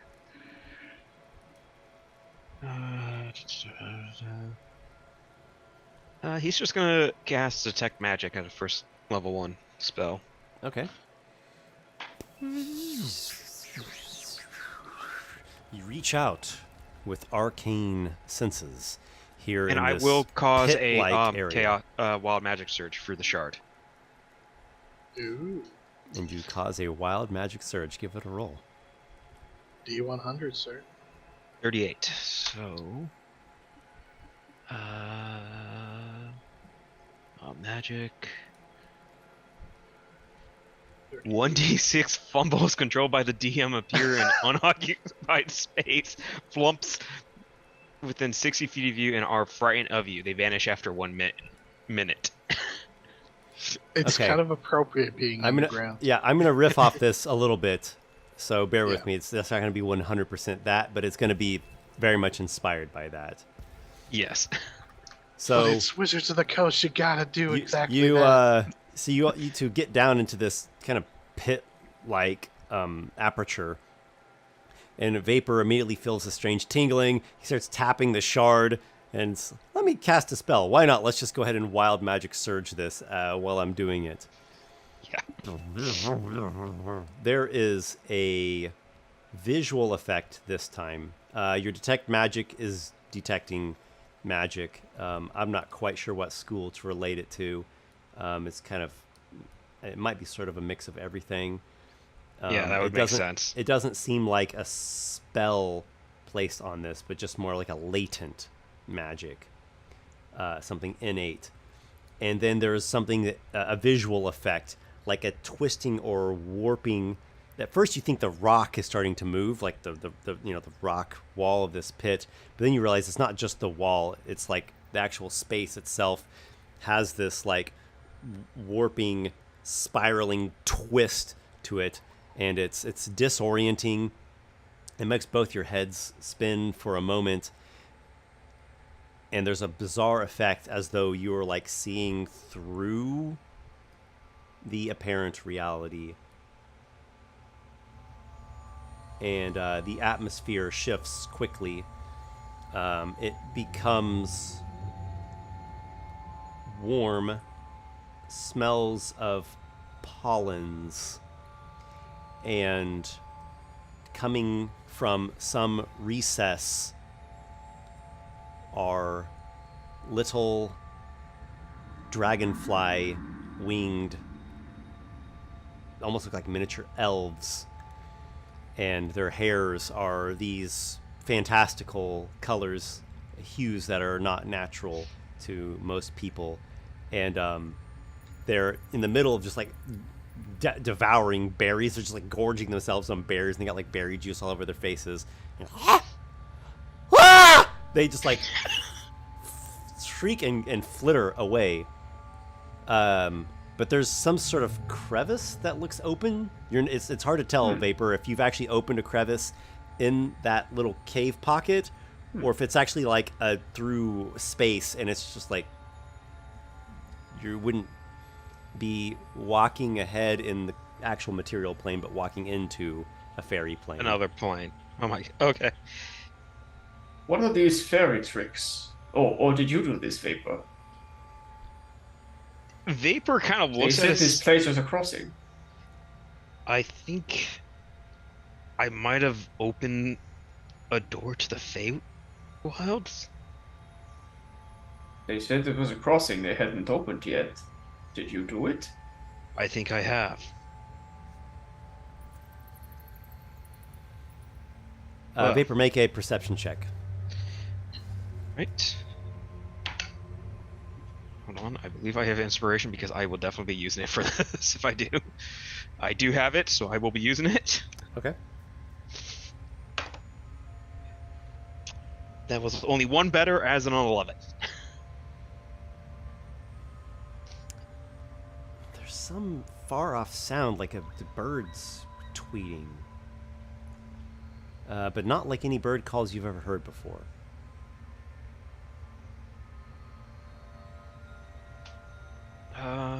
Do you move forward, or do you stay where you're at? Is it coming from that like weird pocket that I just created? Yes. He's going to walk up to it, but he won't go into whatever he just created because he doesn't know if it's a one-way door. You walk up to it, and it's as though you're peering through a narrow cave crevice, like a narrow opening in the rock of the earth. There's a scent of pollen. There's an indirect light feeding through from somewhere far off that you can't see. You can make out just far away these bird calls and bird songs you've never heard before. And the crevice seems to be breathing. It actually like expands and contracts a little bit as though like a gullet or lungs. And then you quickly realize it's actually synced up with your breaths. And like when you breathe in and breathe out, that's what's causing the expanding and contracting. Don't cough. Or sneeze. You know, I now need to cough and sneeze. You hear, like through one of your ears, the ear that's close to the crevice, Vapor's, or Aygir's voice just like goes echoing that way. Don't, go cough, cough, cough, cough, cough, cough.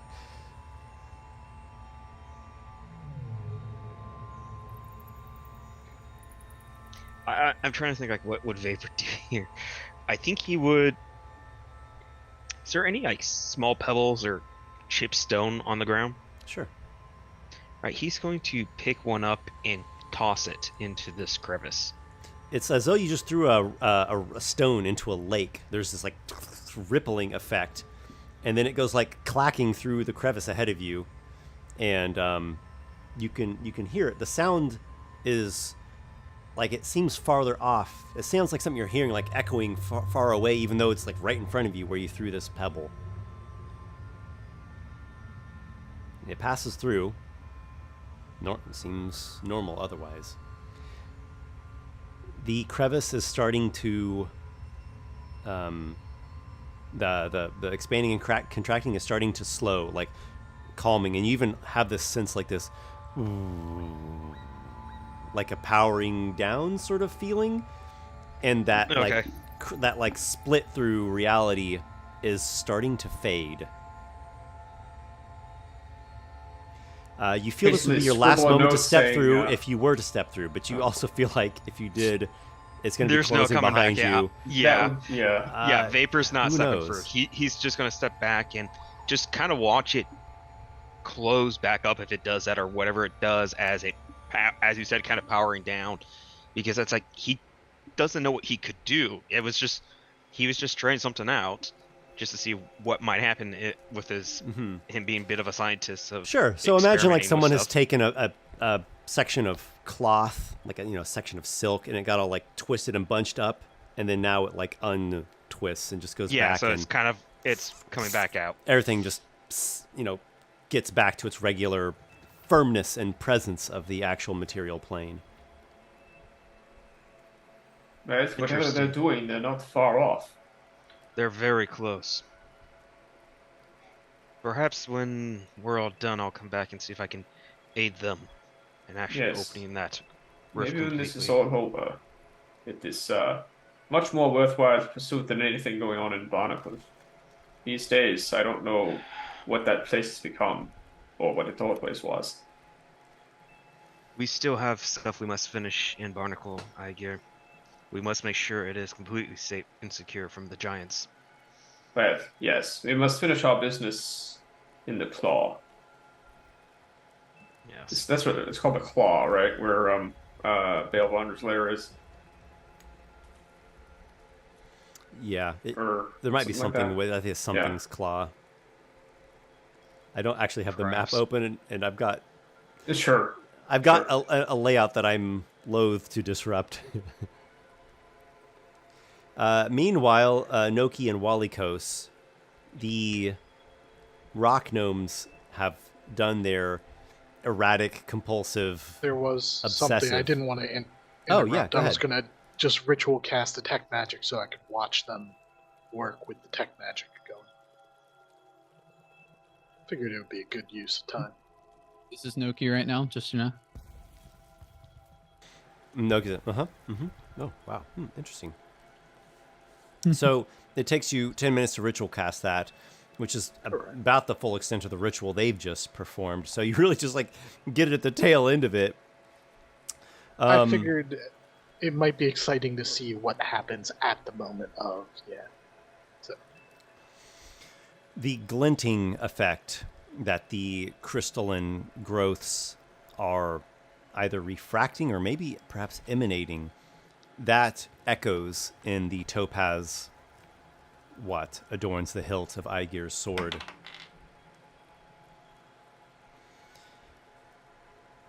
And the thing explodes.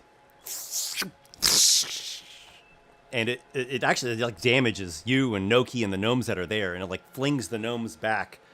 It doesn't like seriously wound anyone, but it, like imagine just getting sprayed with like sand and like tiny rock slivers. So just to be clear, his sword exploded? The sword exploded. I'm In gonna, its, I'm in gonna its space, however, Oh, is a sword okay. of light. There is, or at least a sword-shaped presence of light. I was going to This say, is- that sucks for you. This is why Aygir. I don't deal with magic, Walykos. Stuff always happens like this. What? What was that? That was There incredible. was an explosion. It was a miracle. A miracle? Was it a miracle? It was a curse. It's not a curse. How can it be a curse? It's light. And they just babble. They're just nonstop babble, and they've got like drips of blood coming off like one side Can I of their bodies. Can I walk over? Can I walk over to the shiny thing? You walk right up to it. Yeah, It's also- it's hard to look at it because it's like shining radiance in your eyes. It's the exact shape of the sword, but it looks just pure light. even the hilt, everything is light. Mm-hmm. I'll Yeah, look it at is the touched. gnome. It's just like an Yeah. imprint of the sword made purely of light. I'll look Can't at the be gnomes. touched, or does my hand just go right through it? Walykos, you touch it. The hilt, Yeah, to be you clear, not the blade. You like you just pass your fingers like that. Yeah, exactly. Your fingers pass through, but there is a sensation when they do, like a sort of almost a clinging sensation. It's not just like Weird. passing through air. It's like something they're felt at like a connection Is there or a potential is there like connection. a Maybe While he's he has doing to that- tune to it. while he's Yeah, doing that? Is there like a stick rock on the ground anywhere? We're underground. Sure. Well, I mean, the gnomes could probably have a stick. Yeah, yeah. While I see like all this happening, I'm gonna like covering my eyes. I'm gonna pick up a stick. I'm just gonna like try and poke it a bit. See what happens. Okay. The stick. The stick like will kind just, of fearfully. Yeah, the stick will just pass. We'll just pass through it. I try. Gnomes. I Waiting. don't think the You know what? sword's very useful. It doesn't seem to have any material in it. This is Well, incredible. we There's could try something though. there. Aygir! Aygir, you should see this! Aygir! Yeah, come. The My gnomes call footsteps- you. They blew up Increase your in sword, volume. Aygir. My they footsteps destroyed increase your in volume. And I Hold on, eventually real hear- quickly. I got a question for Esper. Yeah. Did they cast that spell the exact same time as Vapor Wild Magic Surge, out of curiosity? Because Favor's gonna be like, I did this. I and this can't is on help me." but wonder if they are connected. Yes, because I'm now Vapor. wondering, because I did post in the side chat here. I swear I did not do anything. Nothing I did could have Well, caused here's what the gnomes tell you. They say, Yeah. we were going through our speakings. You might call them a prayer. That might be the best translation into your tongue. And at the conclusion, I felt something so strong. Yes, it was overwhelming. It was overwhelming. I felt it was so strong. I've never felt that before. And then there was a sound, like an echo, a pulse maybe, like some wave from the deep just came up, and then it exploded. And But what? the power was within the sword, and it couldn't hold on to it anymore, and its outer shell was ruptured, shattered, cast. Ow! This burns. This stings. And that light's not going away. It is the sword. You're looking at it, Aygir. It's my like a sword. sword of light. It is exactly the outline of your sword. Of course, now instead of like a hard line, it's radiating light, so a soft line. I'm gonna put my my hand on Aygir's shoulder. Like, sorry about your sword. Unfortunately, this one doesn't seem to be material. And I I'm reach gonna down show me poking it with a stick. I brush the stick gently aside. I think you might have to. And he closes a gauntleted fist around where the hilt is or would be, etc. Okay, so much like what I described with Walykos, there is a clinging sensation, and you actually are able to move this sort of light a little bit, but it doesn't come off the pedestal. And when you when you go to like pull, like use enough force to actually pull it off, your hand like pulls through. But there you get the sense that like it was willing, or it could bond with you or with someone else. Attuned to it. Attuning. Yeah. Yes. You see, Basically, it's not material. It's just going through your fingers. Give it a moment, and I mean, we Longer than a can moment. we can skip through. Give a lot me of an this stuff hour. off screen, but he will. Your attune intention is to attune and to it. then- Yeah. We'll be doing other things while you meditate on your sword. So, but Yeah. I'm fine with fast forwarding. Yeah, because there is still. I more would stuff love we're- to study the shards. If they let me look at them, I won't take them or do anything weird with them. I just wanted to look at them. Magic. Aygir, upon attuning to it, the sword comes free, and you pick it up, and you wield it. It's weightless. It's weightless. It has 100% perfect grace to it. And it's very bright. Like if you look directly at the sword, it actually starts to, it's like looking straight into a brilliant flame. Yeah, it leaves that like burned impression in your You vision. got yourself a sunblade. You know what another word for a light sword is? No, I don't. A Don't lightsaber. say it. Don't. Nope. Don't. I don't know no, that word. Nope. Never No. heard No. that word before. No. I don't know what it is. I don't think it Ejected. exists. Kick him. Kick I've him. ruined Someone your kick sword him. now. I'm sorry. Is a light chainsaw that he has? Yes. Yes. Yes. A light chainsaw. Light Light chainsaw. hammer. Power. It makes- Vorpal. No, not Vorpal. Force You have to make sword. chainsaw noises every time it hits. But yeah, this kind of reminds me, magic item wise, what you described, Esper. There is a magic item similar to this in the. Let the man cook. I don't know what this is. Yeah. What is this? No, this is. I mean, it's probably home. I assume it's home. homebrewed for sure. It just, Yeah. it's very Yeah. similar in description to that. Right. So, when Esper, when you attune to first it, of all, Esper, it's so light that of course it Yeah. has the finesse property. Now, I don't know if course. that really matters to Aygir, but that's noticeable. Its damage is radiant damage. That's what it deals. Oh, wow. And it also deals an additional 1d8 radiant damage on a hit on top of its normal damage dice. Is the normal damage also radiant? Yes. It's exclusively radiant Oh, damage. nice. It has +2 to hit and damage as well. You just got a +2 sword? What? And it Oh, and wow. it shines Awesome. light. It shines nice, brilliant light. You have this written down, by the way?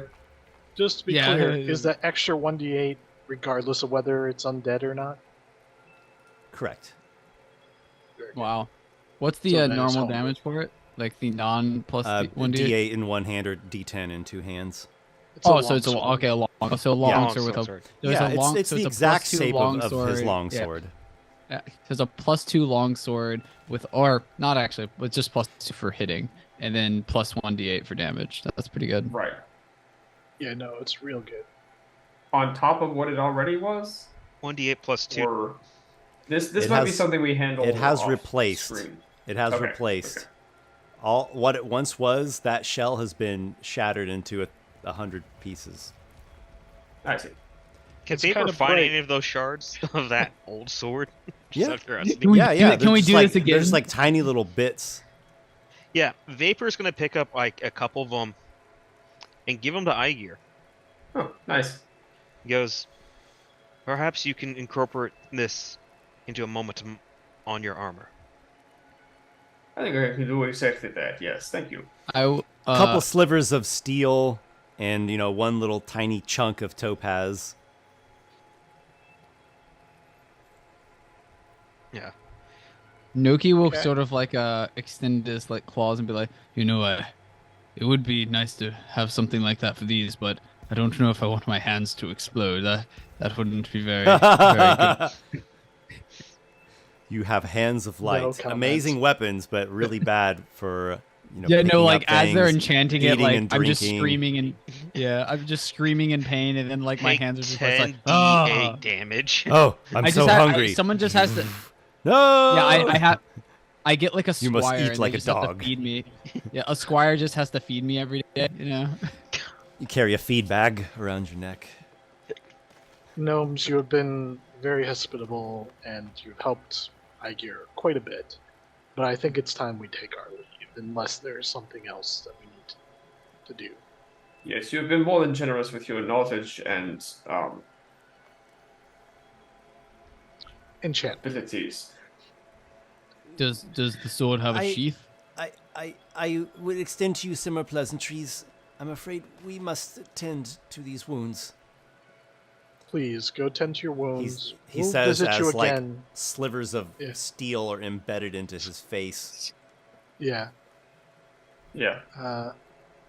Have a good berry. But Here, take a little grape. You'll be fine. One of that the tastes little good. one little nick closes. And we can skip over to the next stuff, but on the way out, Aygir will say to Tamarack Larks, "You know, your name and role in this will not be forgotten." Whatever that means, you know. You're not sure where he is. He said he left to go Yeah, he hunt left and eat. already, yeah. only been an hour. Maybe He's Aygir probably just still makes that hunting. like a general declaration. Sure. Wherever you are, if you can hear me, Yeah. you say that. All right, we head out, and I was like, "Well, Aygir, was it everything you dreamed of? Not the gnome stuff. I'm just being your dragon." I did not know what to expect, so it was unexpected. Definitely was, but I mean, these are things. If we survive the coming battle, perhaps we'll revisit. Oh, all I these should be things. back here, yes. Well, if you survive, not sure if the I have battle. told you this, but if I survive, I should hope it means we all did. And if I don't, I should suspect it means none of us did. But Well, should that happen, I don't plan to stay in Barnacle for much longer. I'll be back, I'm sure, but my place is out here anyway. I I'll would be return honest, to a place like this sooner than I'm to not the hustle sure. and bustle anyway. I'm not sure there's much in Barnacle for me either with Adriel's situation. That's the last thing business I have to settle there, and then we'll probably want to leave the city at least myself. Adriel's knows? a good boy. We could go to Drizzenteague. I've got something for the end. We'll see. But let's not focus on that.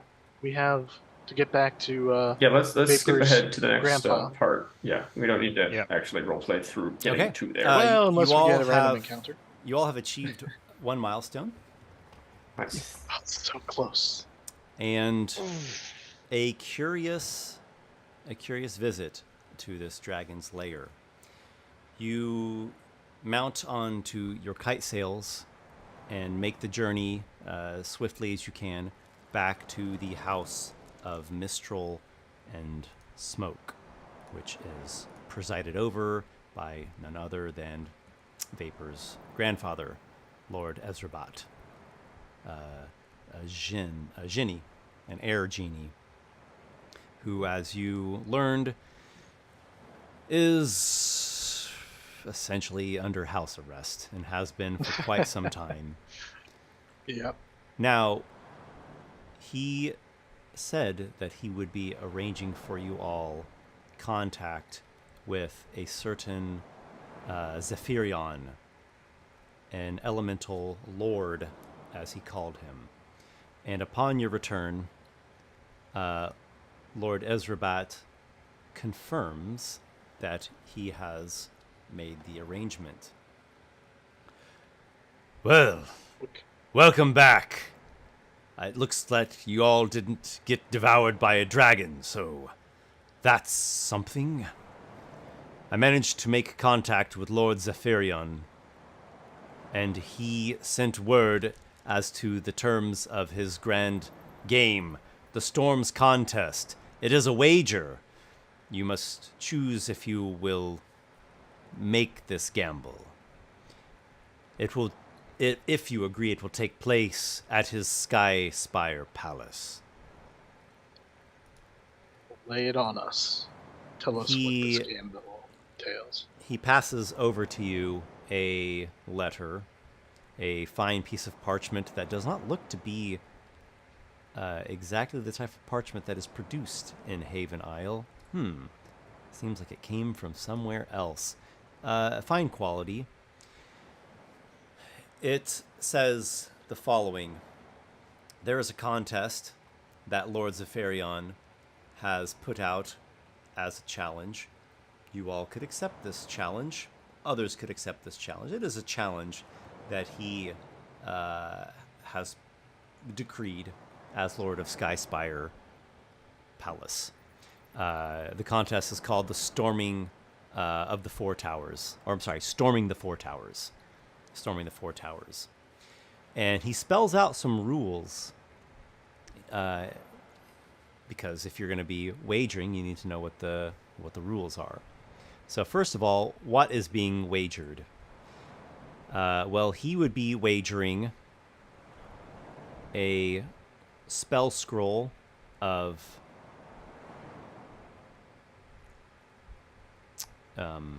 instant summons. Instant summons. Yes. As well as a 1,000 GP value sapphire.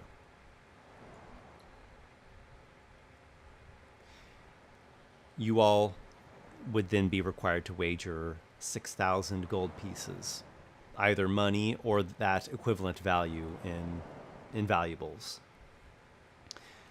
The objective of this contest is to ring the gong on top of each of the 4 150-foot tall columns within 4 minutes. There's a simple, almost we could call it a map. It's stylized and simplified, but you see what it looks like. What's the time limit? 4 minutes. 4 minutes. According to this map, what it looks like is there's a sort of big, maybe arena, and the stylizations beyond the walls of the arena are clouds. And there are these 4 structures with these tall towers or spires with a bell icon. A gong, circular disc icon at the top of them. And the objective is to ring the gong. Each tower has its own gong. I'll ring all 4 of the gongs. They're described as 150-foot tall columns within 4 minutes. That'd be 40 rounds. There are some additional rules and some additional considerations. Yes. If you leave the bounds of the arena, you are declared dead. It seems like that's like out. It does. You don't get the impression that it just actually disintegrates you or something. So it seems like you're out if you leave the bounds of the arena. There will be 4 potions distributed among the 4 structures. It looks like each of these columns has like this base platform that they're, rising up from. And each of you would start on one of these 4 platforms. So each person starts at one of the 4 platforms. Each platform is going to have a potion at it. And each platform's column has a gong at the top. The potions will be randomized, and you will not be told which potion is which. But there will be a spider climb, a blur, a water walk, and a vial of poison.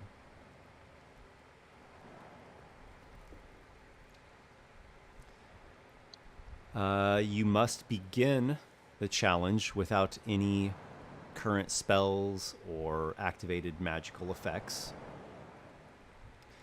Lord Zephyrion will be taking place in the contest, attempting to hinder you or stop you from ringing those gongs.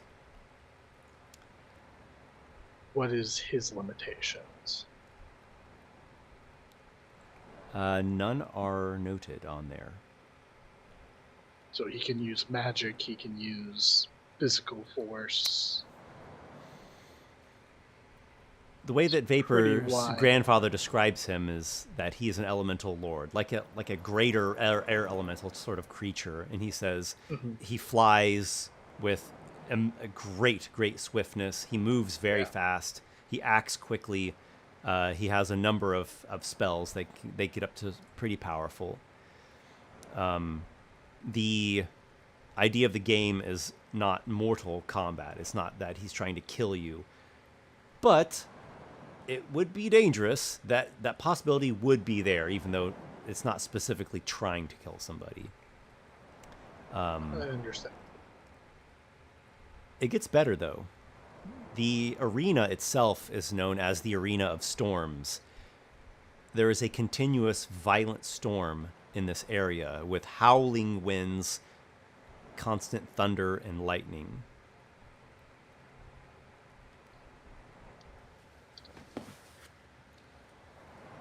Okay.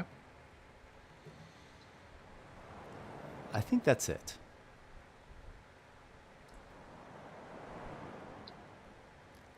If your party does not manage to ring the 4 gongs within the 4 minutes, your wager will be forfeit. If you manage you will receive the spell scroll and the sapphire worth 1,000 gold pieces, which is related to the spell. Are we allowed to attack him? You are.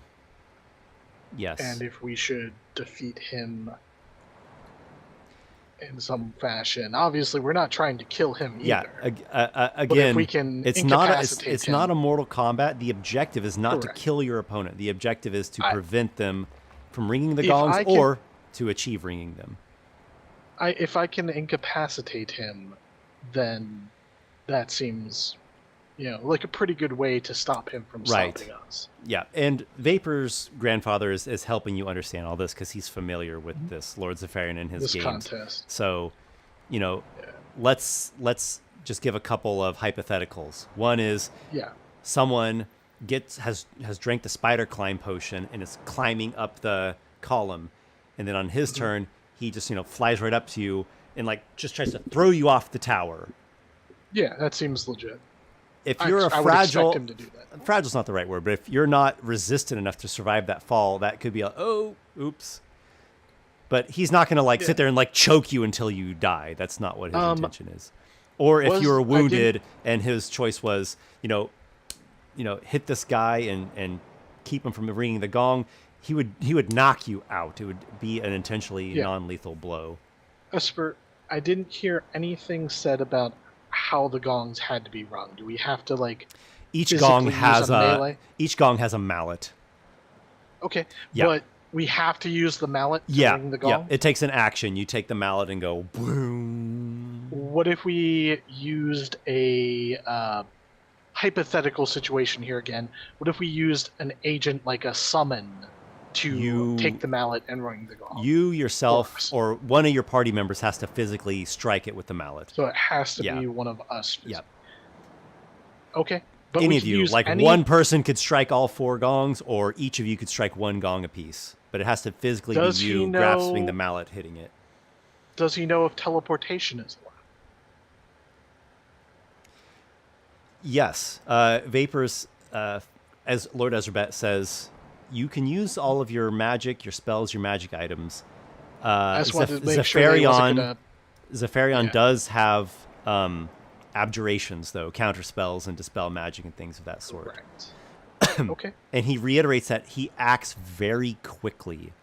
He acts about twice as fast as a normal person does. He will accomplish... Almost like he has 2 initiatives. Almost like he has legendary action. Yeah. Indeed. No, I get you.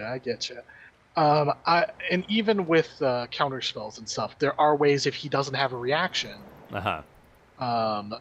It doesn't matter if he can, cast it 100 times. He can only cast it, 1 time. If he has to stop one of our spells from going off, he can't stop all of our spells.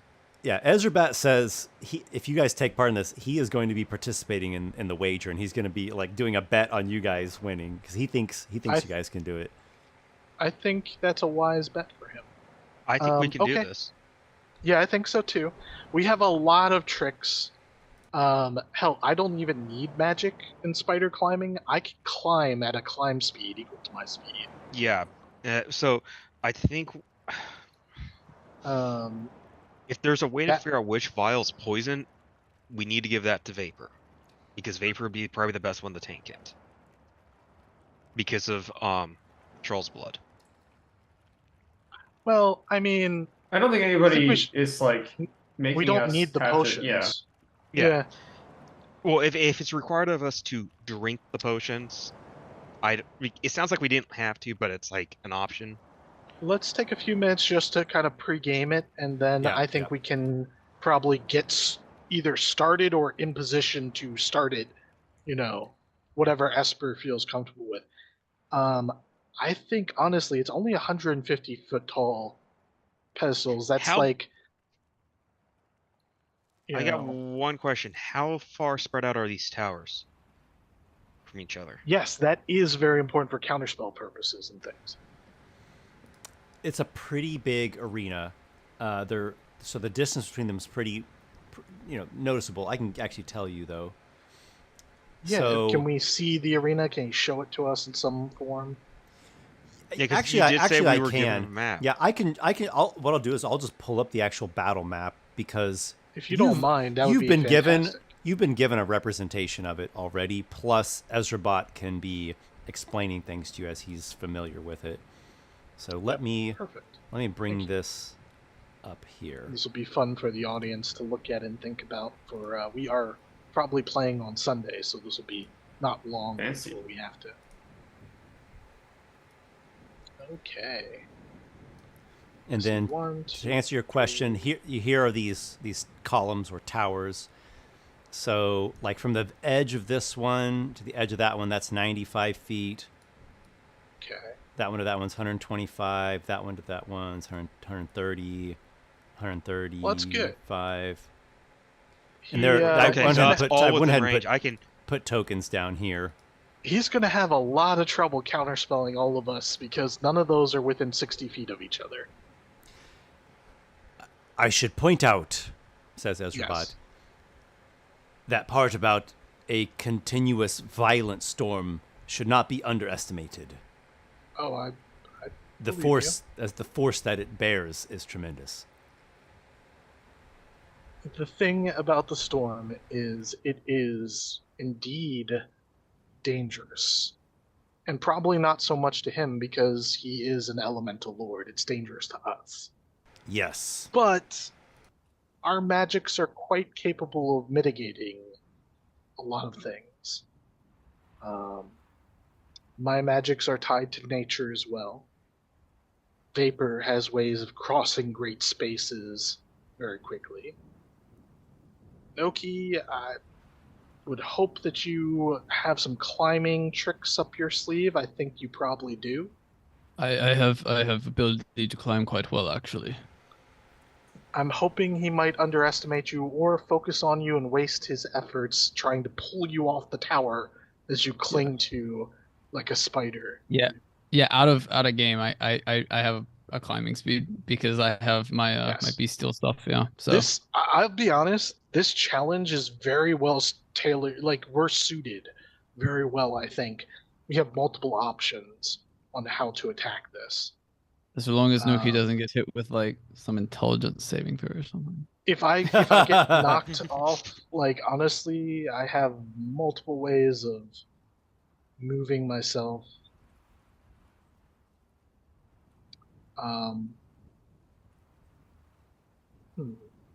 So are just out of curiosity, the only ways to get up the tower are up the outsides? Or is there an internal place that we can... That's true. There's not an internal space. Okay, so these are actual pillars, not pillars. towers. Yeah. Yeah, they're pillars. Poetically called towers. Really, they're pillars or columns. Okay. All right. So that Vapor, if Vapor can get up one for levitation, then he can just dimension door to the other ones. Problem is your levitation's really slow. It doesn't have a It's- cap on how high it can go. 6? No, not really. Let me double check. Well, but remember, levitation doesn't let you fly. You still have to like pull yourself up. Yeah, but if I can get up there, levitate Rise vertically up to 20 20 feet at a and then- time. So there's- like up to 20 feet per 20 feet. turn. Yeah. It is a slow rise. So if I could get Plus 5 turns, I the could get up viol- and then the just. winds that are described as extremely violent would, Yeah, would that's not, would be challenging. you're for going to be flight. you're going to want to be outside his counterspell range and dimension door yourself up there, and then Yeah. quickly object interact, bang that gong. Yeah. That's my thought. And then he'll Okay, hold either on, try to hold on. stop you, focusing on you, or Dimension like doors, honestly, force. he's gonna have to use ranged attacks on us. That's the only way he can keep us all down. I have and the enough. storm. Okay, so I have. Yeah. It's going to be tight, but I could burn my lower levels, like first level spells and my second levels, to regain sorcery points to get back my 4th level spell slots Mhm. to keep the dimension dooring. Well, if So we're that gonna would do work. this, yeah, you're gonna go all in, and I Yeah, assume but if I'm dimensioning door to do the gongs, and so my theory. we're all gonna on- be trying, but Yeah. you might be our ace in the hole that can Yeah, hop but it, between towers. But Yeah. what to I'm trying do to it. say is, if I'm going to be that dimension door to do that, I need to be just doing that because I might not be able to throw too many spells. We Well, don't have so- to do anything but Right. wing these gongs, so don't Yeah. worry about fighting. Yeah. Worry about protecting yourself and about using Getting those your gongs. ability. Okay. Because Yeah, a okay, then dimension I won't- door is basically a win if he can't counterspell. Right. The rest Yeah. of us are all kind of running. That being interference, said, I as guess. soon as you use that trick once, imagine him's going to be coming for you. Well, Oh right, yeah. right. And because we're so far apart, that works to our disadvantage too. We can't really help you if he focuses on you. So you're going to have to rely on your wild magic and every trick that you have in your book. Yeah, it's going to be tight, but I think Vapor could do that. But I do think we all need to be going for him. But I think Vapor, as you said, is going to be the ace in the hole here. He'll have Yeah, to. Should we- the so if fact we're- if is we're he's all- going to have to use his counters on you. But go on. If we're all going for it and stuff, though, like, are we going to be splitting up, like, for each, like, we one have to. person? We're all Okay, yeah, at that's what I bodies thought. in I was just the making sure. tower. Yeah. So. We're going to be the only hundreds of feet person away from each other. Does Aygir have anything he can use to climb or fly? Not especially, but he can. He does have spells. and you could things jump he on- can jump on- use to. Jump on He- Nokki's back. He can climb you up. distract. He can distract Zephyrion. Is it Then a That That's might maybe be that- actually a good thing. I Yeah. hear Yeah, I was you gonna run say- defense. Yeah. Right. Have Aygir just harass him. As Don't much as he your can. don't your gauntlets have something that they can do to like make it so they have to focus on you or take disadvantage? Yes, in the that's in the other. It's the not other the form, infiltrator. the other no, it's the guardian one. Yeah. Yes. Which I think you do should have- use, so that way he has to focus on you for as long as possible. Well, I let know me that's- just that would make confirm. sense. Does that give him disadvantage on attacks against people other than you, or does it do So- something else? It is a creature that I hit has Mhm. disadvantage on attack rolls against targets other than me. It's just attack rolls though. But that's good. But Attack yeah, rolls are it is. things. It is. It is. Yeah, that he might be using to attack us. All right. No, it like is. spell attacks. It is. Okay, I have cool. that. And, yeah. Does that work if Also- you make a yeah. ranged attack on him, or do you have to use No. the No, gauntlets? it's the integrated thunder weapons of my Okay. guardian model. Well, he flies. You're probably not going to get into melee with him Yeah, easily, right. unless you have a trick up your sleeve. I have potentially some things that could try and ground him. Is what we'd be Okay. looking at. So my thought is thus: for myself, the storm's raging. It's got to be at least light obscured in this area. If there's a storm and everything, I don't know if Esper, you can confirm that or not. The areas of cloud on the map, those would be heavily obscured if you go inside those. I just no one want can light see you. obscurement. Do you think that the whole area of the map would be lightly obscured by, just the storm? There's not rain. Lightly obscured does not, prevent people from seeing you. Right. I think as long as you're outside the cloud, you're not obscured. But the cloud itself would Okay. would be heavily. So most light of the levels cloud areas are out of not bounds dim. too. So the light level would not be dim in this place? Not dim, no. But think Okay. of like an overcast or a cloudy day. Sure. Okay, so bright light that Mhm. is Mm-hmm. a little bit. Okay. I had a trick that I was going to try to hide from him to make it hard for him to find me while I climbed up the tower. He would have to guess what square I'm in, which would make it very difficult for him to target me. Nokki, I assume you can just climb and dash. Yeah, That's well, pretty yeah, much- my climb speed is my walking speed, so I can just get up Same things here. really quickly. I assume we're both going to be moving up the tower at about 70 feet, so give or take. I think I go a little faster. I think. Let me check. Yeah, I can you go might up have at 80 10 feet. extra feet. Yeah, Yeah, that's I right. got 40 feet. Yeah, so I can go up at 80 per turn, assuming I don't have to like punch things or anything. Assuming nothing goes wrong. That's what I I'm might saying. need the help of a potion, but at a minimum, I can run interference on the ground until I get said potion. Yeah. Rage doesn't increase my speed, I don't think. Yeah, no. Do any of us have things that could incapacitate him? I have a got spell one that spell. possibly. Well, technically, I have obscure two his spells. movement. So I have Wait, the Chaos Rift, but I have to roll to get the psychic ability damage. Not I- worth. Not I have worth combat the- superiority, so I can and like then if I hit have him, I can do Mind Sliver. grappling. I have Mind Sliver, which would force him to do only one thing if he fails his. You're talking about Mind Lash. is it Mind Lash or Mind Sliver is the cantrip. Mind Whip. Sorry, Mind Whip. I Mind also whip, I also have That's like I have decent. with my combat superiority dice. I mean like I'd have to hit him, but I can grapple or make him fearful. But I'd actually have to hit him. Though He's an with air the- elemental. What would you be Exactly. Yeah. grappling? You're That, grappling exactly. with No, that's air. my point. Like that's my point. Like I'm not gonna do anything with it. Though Yeah. with the the Chaos Rift, that doesn't burn any spell slots. That's a bonus spell. Oh, it's a bonus spell. It comes through the magic. Comes through the Feywild chart because they got upgraded with that. Interesting. Okay. Yeah, that's not a spell slot being burnt. All right. Same as well, it's- Call Lightning. That's not being burning a spell slot. I still It's not think my that- main spell slots. I can. So your first turn, assuming he doesn't start within 60 feet of you, should be to pop to the top, instantly ring a gong. That will make him home in on you and come for you.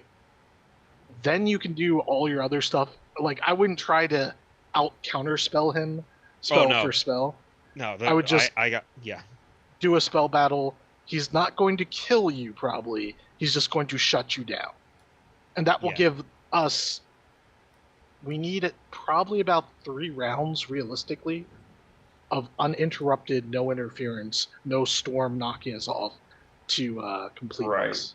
And if I got So- Aygir, who's also giving me aid from wherever he can, I think we could delay him at least 3-4 rounds easily. And I have some spells that Esper- can hinder his movement and maybe cost him some actions. Can I ask you The something gong ringing about does take an action. I just want to reiterate that. an actual action, not an object It's interaction? a full action. Yeah, it's a full action. That makes Esper's sense. trying. Yeah, That Esper makes doesn't sense. want us to just walk up and do No, it it in makes one sense.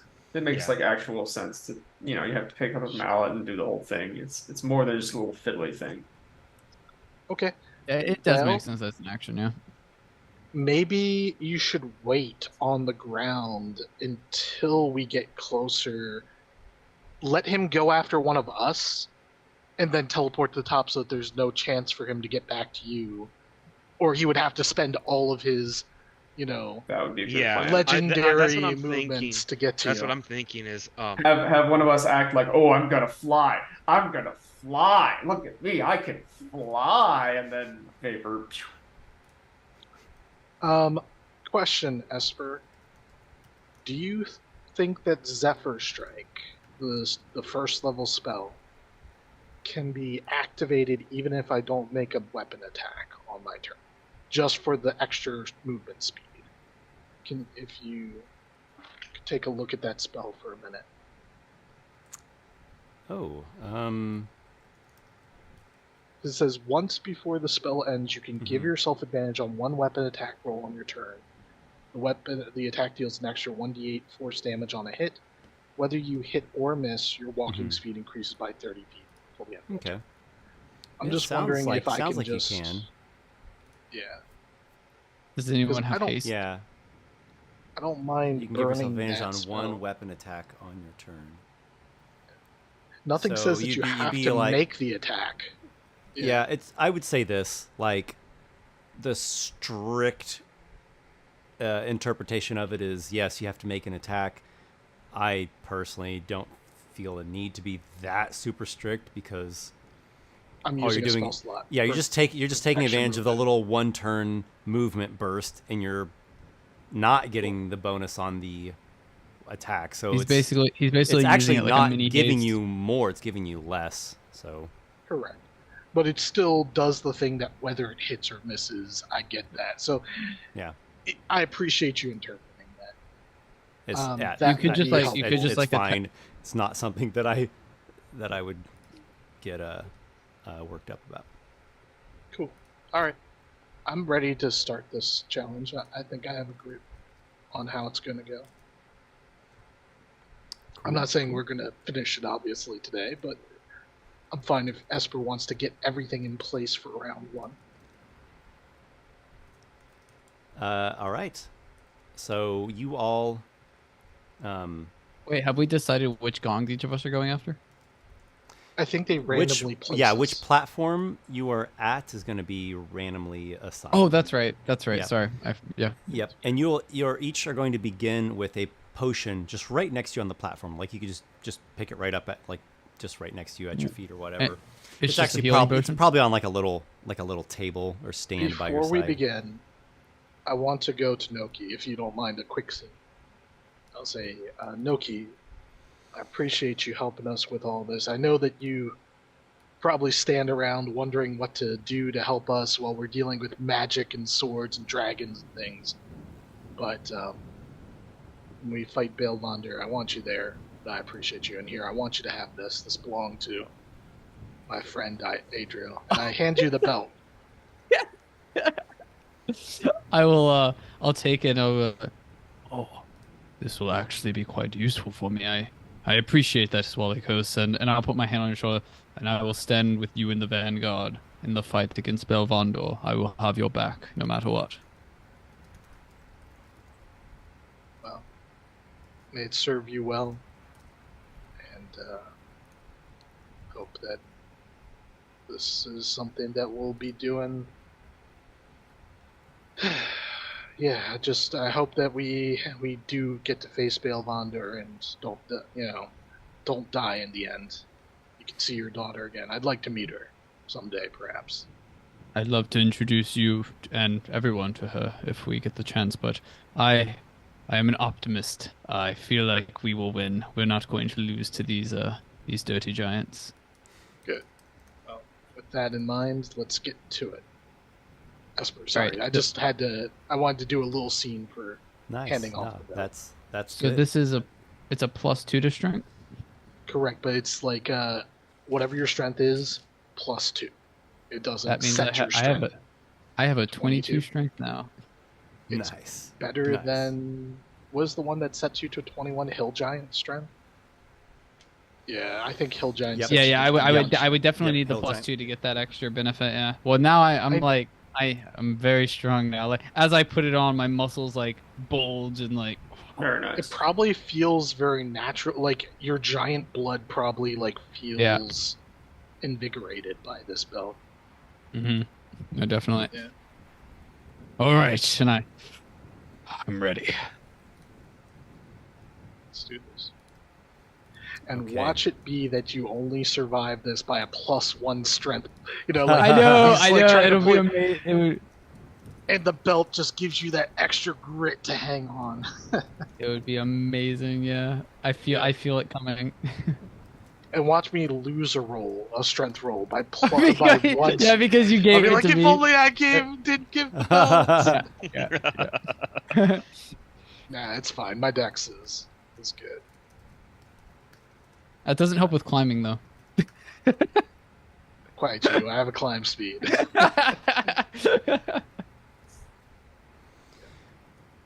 All right, let's go and begin this. Yep. We want.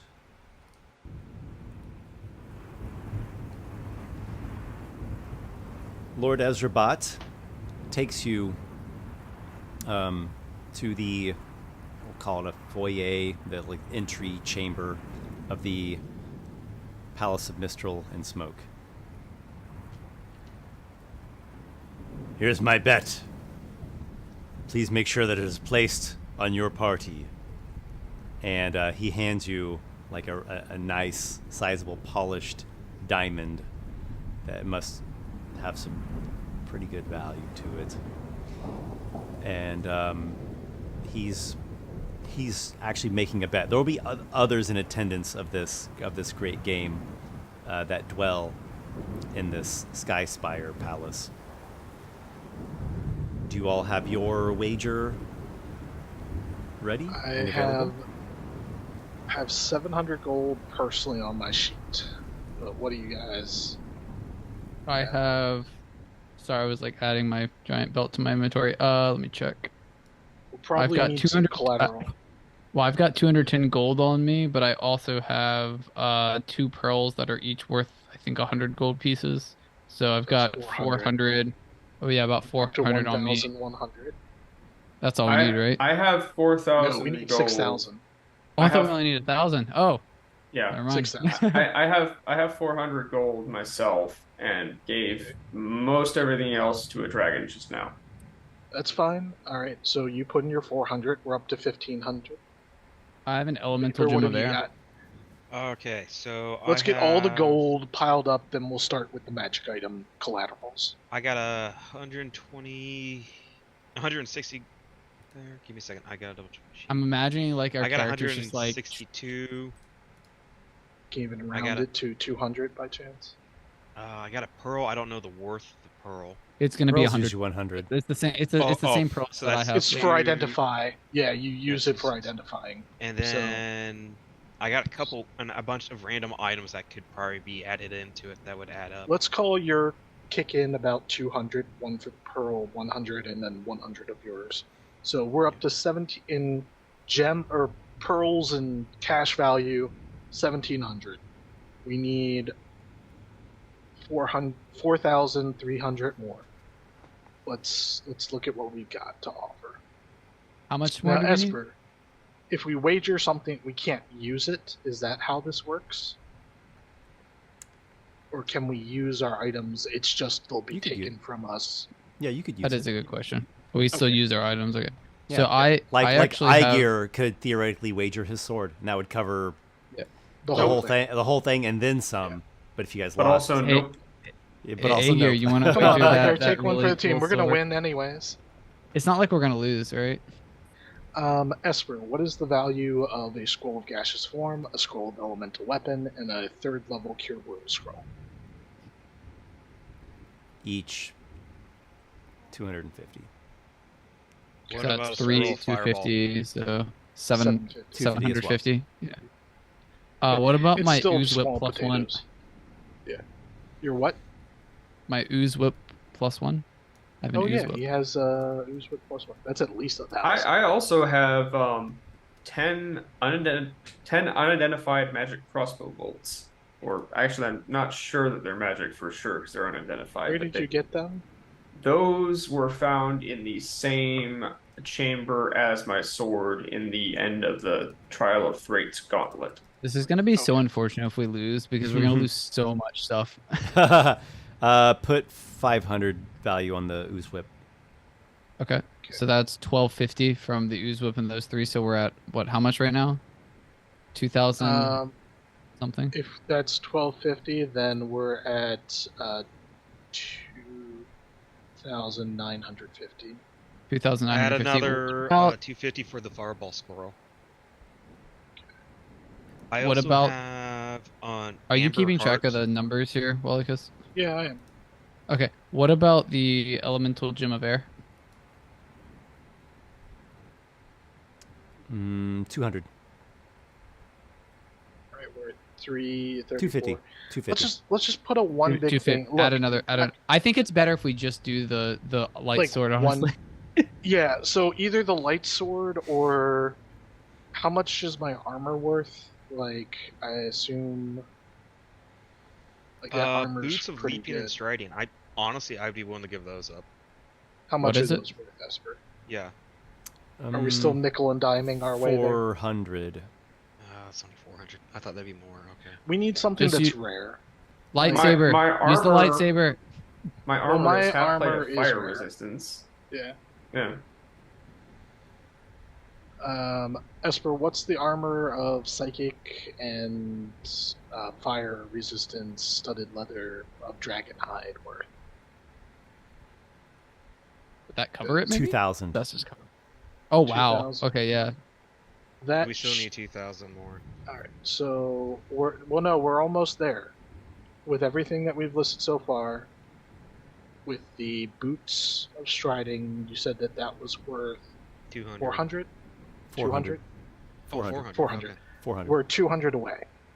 What about an amber We're 200. Wait. Yeah, that's oh, close we're enough. 200 The away? dragon armor is a really nice thing. So yeah, that's close enough. Oh yeah, I was just gonna say like the belt of. I giant know that ships would Esper, probably like- be with it. Yeah, if we have to, we'll listen to the recording for everything we lose, Yeah, Esper. we, but this is why if we lose it, we need like a castle full of loot at this level, rather than having he to, like, is giving us Yeah. like a. The whole thing is though, I think everything we're offering is worth way more than Oh, yeah. the scroll he's providing. But that being said, it is a high level spell scroll. Right. So It's a rarity. deceptively high level spell. It really is. You know I've what? tried to figure it out, and the only thing I Esper- could figure is that there are just some very, very clever usages of it that necessitate it being that high level. Absolutely. I have a question for you, Esper. Instead of all those things for the complicatedness of it, what would you value the artifact map at? The whole wager? Yeah, And like then would that just solve everything? Yeah. Listen, I don't trust Here- the dragon. Let's bet the map. well, here's the thing. If we don't get this scroll, what's good's the map to us anyways except a Well, one-way ticket that we Right, leave? right. Yeah, yeah. I'd Actually, rather I- leave it with the Elemental Lord. Yeah. Honestly. Yeah, I was about to I'm- say I'm- like Then if take we it to lose the Bail map, Wander. like if we If he lose all of kills these us, items, He'll Yeah, use it like- to send his army, to. I think it's much Barnacle. better just to wager the map because like if we do lose, we're gonna You could lose wager like the just the map. elemental gem of air. We're gonna lose One a for lot of one, stuff. I think the map Yeah, simplifies the everything. map. Yeah. Yeah. It does. And if we do lose through random dice luck, Yep. It's then not the end we of the can still world. continue our adventure. You know what Yeah. I mean? Without Right. that map. Yeah, I agree. This ties it all together nicely. All right. It's It does. either we get what we need. I love or how lose we spent like 5 minutes like getting through it all. It's like, let's just do this one map. Well, You know, it. it was a I useful. didn't think of the map until I just know, now. I know, It's- It was a All All useful. right, so let's move this on so we can at least get through like one round of the round. storming the tower. If it's a fast round, maybe we'll do two. So let's. I think let's, it'll be a fast round. It might Yeah. be. It might be. There's not going to be combat. There's not going to be fighting, per se. We'll see. We'll see how fast or slow it goes. I could see it going either way. Yep. All right, So Esper. what you do then is you essentially all sign off on this missive that you all just took the time to look over and get clarification on, and you are attended by one of the servants of the Palace of Mistral and Smoke. You go outside, and as I described previously when you came here, there are like these columns of mist and smoke that reaches of the clouds in the sky. And you all are invited to step into the cloud, into the column of cloud. And when you step Walykos into jumps. it, when you step into it, there's this sensation that rushes through you. It almost feels like you're floating or being flung. And then your vision clears, the opaque mistiness clears, and you are standing in a magnificent and stormy arena. And you see a number of creatures, foremost of which is Lord Zephyrion, a face in a cloud, a great billowing, wind-whipped cloud. And the face is just this, like, what's the word I'm looking for here? Like statuesque, majestic, I'm forgetting the word. It's Elegant. Elegant. Could be considered elegant, but just this sublime I was muted. looking, Eladrin? sublime looking man's face. I see you have accepted the challenge. Bring it here. And there are a number of other creatures there. There are air elementals in a traditional sense of air elemental. There are what look to be smaller, minor elementals. We could call some of them mephits. Others would just be other miscellaneous minor elementals. And they are in attendance as though watching a great game. Many of them are like drawing in and like filling in ranks in the air now that you all have arrived. So a summons of sorts occurs and sweeps across this majestic locale that you are at within the clouds, and you don't even know if you're even in the world anymore. All you know is you're up somewhere that's high and floaty, and the ground itself is this like solidified cloud stuff. It seems to not even be able to hold the shapes of like square floor tiles. Like eventually they'll lose their shape and like bulge out or blend, and it's not completely flat. So it serves like a solid. It's very, very fantastical, aside from the fact that there are storm clouds all about. And the winds pick up more and more that Zephyrion speaks, and one of his attendants, shows to him that you all have agreed to the terms of the contest. Let the storming of the towers begin! And it's going to be randomly decided who is in which locale. All right, so I'm going to just start with the order that I see you all here on my window. It starts with Walykos. You are assigned to number 4. Oops. Walykos is assigned to number 4.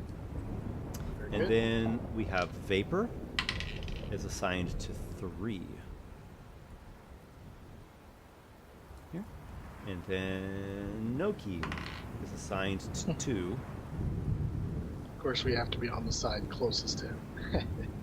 Which then leaves Aygir getting assigned to 4. So you're each atop a platform of some height or another. Nokki's and Aygir's platforms are the highest ones, and Walykos's is the smallest, but it doesn't really matter that much. The top of each spire is at an elevation of 150 feet. Yep. And there is this sort of a stand, not a stand that could easily get blown around, more like a block with like an inset, and you each have a potion in your inset. And at the game's beginning, the wind just begins howling and whipping, and you are like bracing yourself to even stand in place, and the thunder is booming so loud there's no way you could hear anybody talking. You'd have to be like right in their ear screaming at them for someone to even hear what you were saying. So unless you're screaming in someone's ear, they cannot hear you.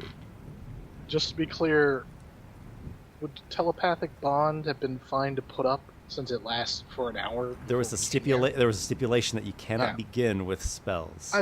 I figured, but it's sort of a ritual. I get it. They would have dispelled it before. Yep. I'm going to use Discord here since you guys can't actually talk to each other. I think it would be cool for me to send these as private messages. So Certainly. I'm going to send a private message to each of you that says Nice. the color of the potion, and it's just right next to you. You can just grab it, just like as a regular free object thing. Wait, do we have telepathy?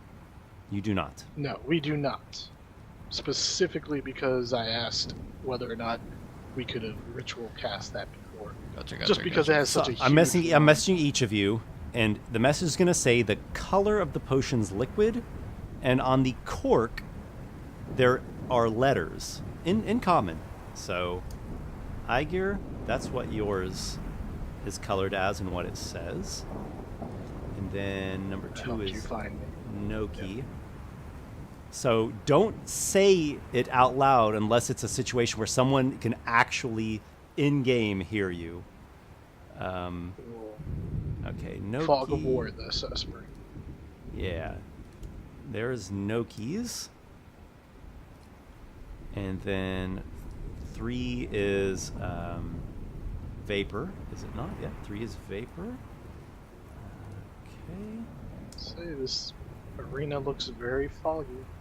It sure does. And then Walykos is number 4. Where is my Walykos message?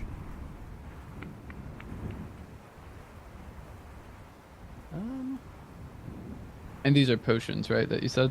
They are That we can- indeed. Okay. If only we I'm knew still what they trying to did. find you on my direct messages. I on because Discord. I just sent you a message, Esper, so I'm at the top. I tried to help you out. Oh, that did help me. I just didn't You know. tried it was, to help, and I just yet didn't you- know it you- was you helping me. fumbled. I was like scrolling down because I don't think he should be anywhere near You the can top. always Okay, there we at the go. top left. At the top left, you can always got it. type in the name I of got the everyone's person you want to sent. message. As well. So you each have What a message is- from me that says the color of the liquid in the potion vial and the letters or word or whatever that is that's written on the cork. On it. Okay. Zephyrion lifts up into the air, and everyone roll initiative.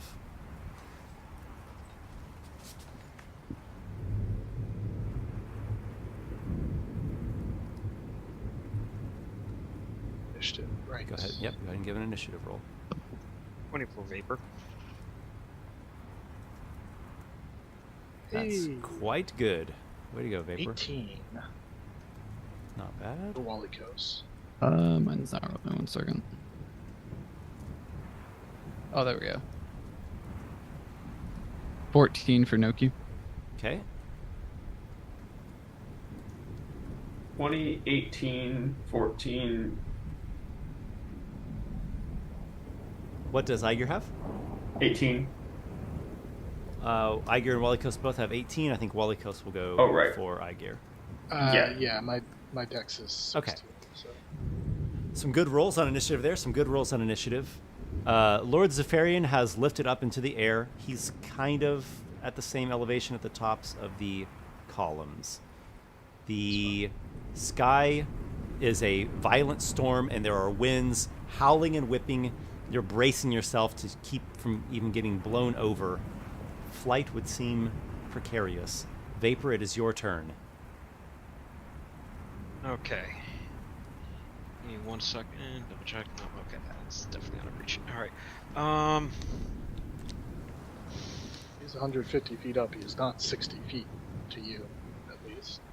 Yeah. But as soon as you get up there, you're a target. Yeah. So I can't make suggestions because we can't talk to each other, but I know what I would do. Vapor is gonna grab the potion, and then I know this sounds weird, but he's gonna try to run around to the other side, using blocking sight from him and using the pillar as blockage. Smart. Okay. You run over there. And Yeah, and then... Yeah, I think this is the only time I can do it. Dimension door up. To the top. Okay, yeah. None of my spells can reach him. Okay. Without distancing spell, so I think this is like my only option right now. Unless you were to come down, I can't do anything else. Timing is important. We'll see. If this really Actually, wait, pays hold off. on. No, yeah, we'll just dimension door up. No, it might pay off. You might just get the gong off if you can't toss. Well, you that was off my the tower. action to dimension door. Vapor, you I hide, know. concealing yourself by the spire, and teleport yourself up to the very top. There, you see his face, and you see his mouth go like that, and there's this like great boom of thunder, and you're up there. It's if someone were to be afraid of heights, it would be exceedingly triggered, but you being who you are, I'm sure, are not. But you're just like standing atop this 150 foot high column Flat. with this no big safety rails. yeah, with this like big gong and this big heavy mallet tethered to it, and like whipping winds. You'll be fine. Okay. Hide behind the gong. Yeah, I'm not sure. I think that's it.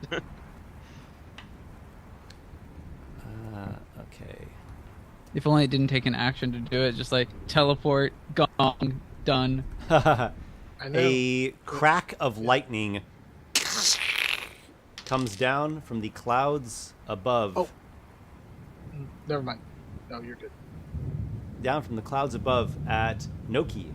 Nokki, make What? a What is this? dexterity saving throw. Oh, I'm not good at those. Wait, do I have inspiration? I don't think. No, I don't. Okay. Oh, I got a 19. Get out of here. You have succeeded. You take half damage. 17 reduces to 8. 8 lightning. That seemed to just be an effect of the storm itself just happening at that moment. There was... Yeah, sure it was, Esper. Sure it was. Sure. Yeah. Just kidding. Let's see. At the... after Vapor, I think he's going to go with a legendary action. I would. And- yeah. Yeah, he's going to go with a legendary action.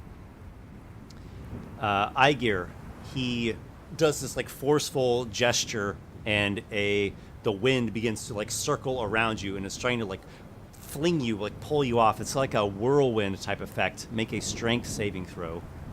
Okay, strength save. It's for a vapor. Not It's for really. vapor. I wish. Oh, Yeah. You did Yeah, it's on say vapor. Aygir. You Did I said say I said Aygir? Aygir. Sorry. Yeah. I said Vapor. Aygir, but I assumed that you meant vapor. Yeah. Vapor, yeah. I was just Okay, thinking, I was so- like, yeah. Go ahead. Yeah, I Aygir's like, think oh, I'm going to okay, use like, one of this the is fine. stored spells of counter spell as a It is not. It is not a reaction? spell It's being. not It's a spell. legendary. I It's a can't- legendary okay, action. Yeah, it's not a spell. I wasn't sure. And it's strength, you said? It would be magic, but it's not a spell. Yeah. Okay. But you said strength? Strength save. Strength saving throw. Yep. Don't fall. Didn't you have Not having it. inspiration from last? used He already it used already. it. He already used it. Yeah, I was you using did. it on the something else for This is. At least That's you'll gonna have hurt. another chance to redeem yourself next turn, maybe. All right. It If he flings doesn't die you- here, it's a lot of damage. Something like a violent whirlwind overtakes you and it flings you. Do you have flight naturally? You'll have to remind me. I can levitate myself naturally, but that's it. As in casting the spell levitation? Yeah. Do you have a feather fall? 'Cause you're about to that's be not falling here. reaction. No. Yeah. No. Oh, You're just gonna my. fall. Okay. Oh, wait, I He's also just need to gonna roll If he plummet. for- was using the air By the way, chassis from I Morning did forget Guidance, he would have to that. roll for Wild Magic Surge, and I did just roll 1 on that Wild Magic Surge. Really? See what Yes. you get. Wait, what did you? Oh, is this for Dimension Door? Yeah. When he dimension Oh, door, so this is before this happens. Okay. Yeah. Yeah. 99. I shit you not. Well, I'm just saying. I know one Okay, of the 99. things. You is regain like all could your pick another- expended sorcery points. Oh, so that doesn't help you here. I don't You were have getting any all expended expended spells. sorcery points. Oh my gosh. You Oh. needed that later. Oh my I gosh. needed that later. I have all my. Okay, I'll give you this. You gain 2 sorcery points. Okay. There you go. You got 2 extra you can use now. There you go. Gets me But up you to but you 13. are flung down 150 feet, Vapor. Oof, that's gonna hurt. Yes, it's gonna hurt This is a why lot. Featherfall is useful, guys. This is why I didn't want you to instantly dimension door up there. I wanted you to wait. Yeah. I didn't want to say. think I of didn't it, want but to then say I was anything. like, nope, I Yeah. already Yeah. did the command that. Yeah, I didn't. I didn't want want to to say anything because we can't talk to each other, you know. Yeah. Well, we should have. 57, fine. 57 bludgeoning damage when you hit. Ooh. Are you still up? Yeah, I'm still up. That Okay. that hurt. Well, at least you got Troll's Blood, and it's a 4-minute. It's a 4-minute timer, so even if you went to 0, you know, if you stabilize, you'll get up. Walykos, it is your turn. Cool. Walykos had the exact same plan as Vapor in mind, but basically he's going to move behind the tower. I can't show you on the map. I'm like moving my mouse like you can see me. Over here. Over there? Yeah, he gets behind the tower so he's hidden from the guy's sight, so the guy doesn't know how fast Walykos can climb. What's your speed? 35 feet. 35. And then Walykos is actually going to use his bonus action and burn the Zephyr spell to give himself 30 feet of extra movement this turn, which he will use to climb the tower 30 feet Okay. and then dash to climb another 65 35. feet. 65 feet. Were you? Because plus 30 to his movement speed for the turn. Oh, to your movements. Okay, gotcha. So Okay. he gets 30 feet more, and then 65. So he's 95 feet up the back of this tower where the guy hopefully cannot see quite readily his. Yeah, his our progress. everyone's tower except Vapor's is actually pretty like wide. Yeah. Well, I trust Esper to know how to make Walykos like keep out of sight. So Yeah, so Walykos, you're climbing up. You climb up pretty quickly due to your feature and your spell that you cast. Just to let you know, the natural surfaces of the columns, one could climb them theoretically without a climbing speed. It would be somewhat challenging. Yeah, it'd be somewhat challenging, but they have like they're very embellished and very decorated. So there are like grip points. slight grips. Yeah, so. Yeah, this challenge is like pretty well suited for me and Walykos. We can just climb up things. Well, they Aygir, don't we know move who on has to you. climb speeds. Yeah. Okay, so what I'm doing is a bit more simple here, but I'm at the base of this tower, right? Am I at any elevation? You are at the. There you are. You are. You are Okay. up. You are up a bit. You are up a bit. So I'll say you're like plus 20. Okay, but just mostly just for information. I cast a spell. I cast Grasp of Stone. I make a grasping gesture and choose a point that I can see within range, which includes just him. And he gets to make a He's a bit Constitution too save. far out of range. Oh, he's more than 60 feet. How far away is he? Yeah. From He's you would be 150 like. feet up. Yeah. So in total, it's gonna. 130-ish. Yeah, 130, 100. 140, 145, somewhere around there. Because Oh, you are okay. 20 feet up, but he Yeah. started We need- at the level of the gongs. Okay, A so squared then, plus B squared equals C squared, guys. right, so then he should be about 120 feet from me. Okay. In that case, I cast a different spell. I cast Hypnotic Pattern with a 120-foot range. And That he might gets work. to make a Wisdom save. Cool. That is a Eat good one of spell. his legendary resistances. If nothing At a else. minimum, burns that. If not, it forces him to make a save. Yep. All right, here we go. Wisdom. He doesn't have a good wisdom. He probably has decent wisdom. We got a 20. Okay, well, that succeeds. Doesn't need good wisdom for that. You see his I face have- like laughing, and there's lightning crackling along with him. Well, That's my turn, but I have more tricks up my sleeve, so there we go. I'm sure you do. Are you not gonna? Oh, well, I can't say anything. I don't think moving really helps me from right now. Getting behind the tower could provide you cover from his line of sight. Well, that's true. Well, that's what I'm thinking, but I can't say anything. It's not my. I didn't want to. Yeah, I'm sorry. Do anything. Yeah. At the end No, of I'm not at gonna the- hide. I'm being a distraction out here. You're the lightning rod here. Yeah. At the end of Aygir's turn, he will use a legendary action, and he will call upon the same whirlwind effect that he did for Vapor. Make a strength saving throw. Maybe you That's should have kept two. the giant strength belt while it goes. I got an 18. 18. I think you might have Oh, actually God. got it right on the money. God, 18 DC to pass those. Oh my gosh, where'd my... that's okay, pretty you got it. Yeah, you have Nice. succeeded. I'm not particularly great at those, but my 2 times I've rolled the die so far have been decent. And it is Or now been really good. Zephyrian's actual turn. Let's see. He will... He's gonna summon.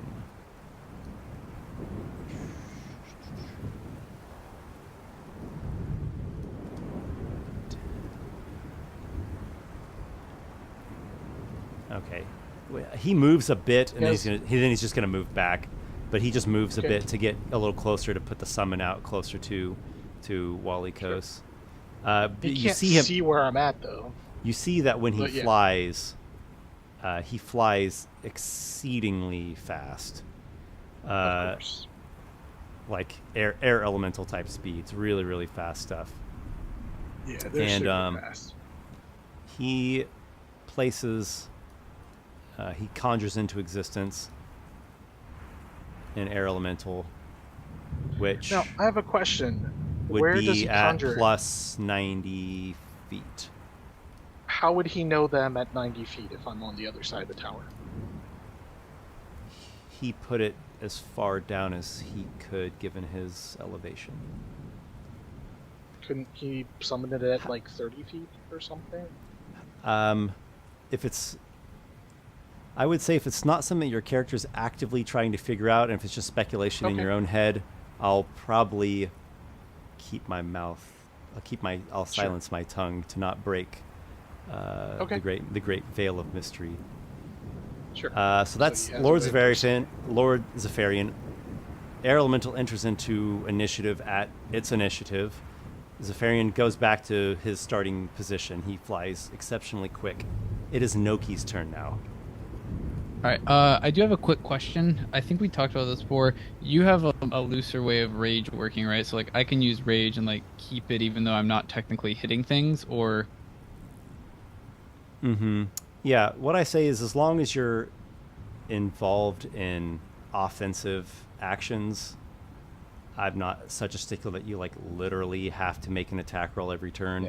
Like what if Would this what if be- your enemy's running away and you're chasing down the Yeah. enemy, and it's just Yeah. like you can't quite get to him on that turn yet, but you're trying to get on there and hit him. Like I wouldn't make your rage go away for that. would this situation be considered like doing offensive things like climbing and things like that? Or I'm asking because it Yeah, gives you me, couldn't rage and just like, like, climb up a I- tower. That's like He's literally. saying no.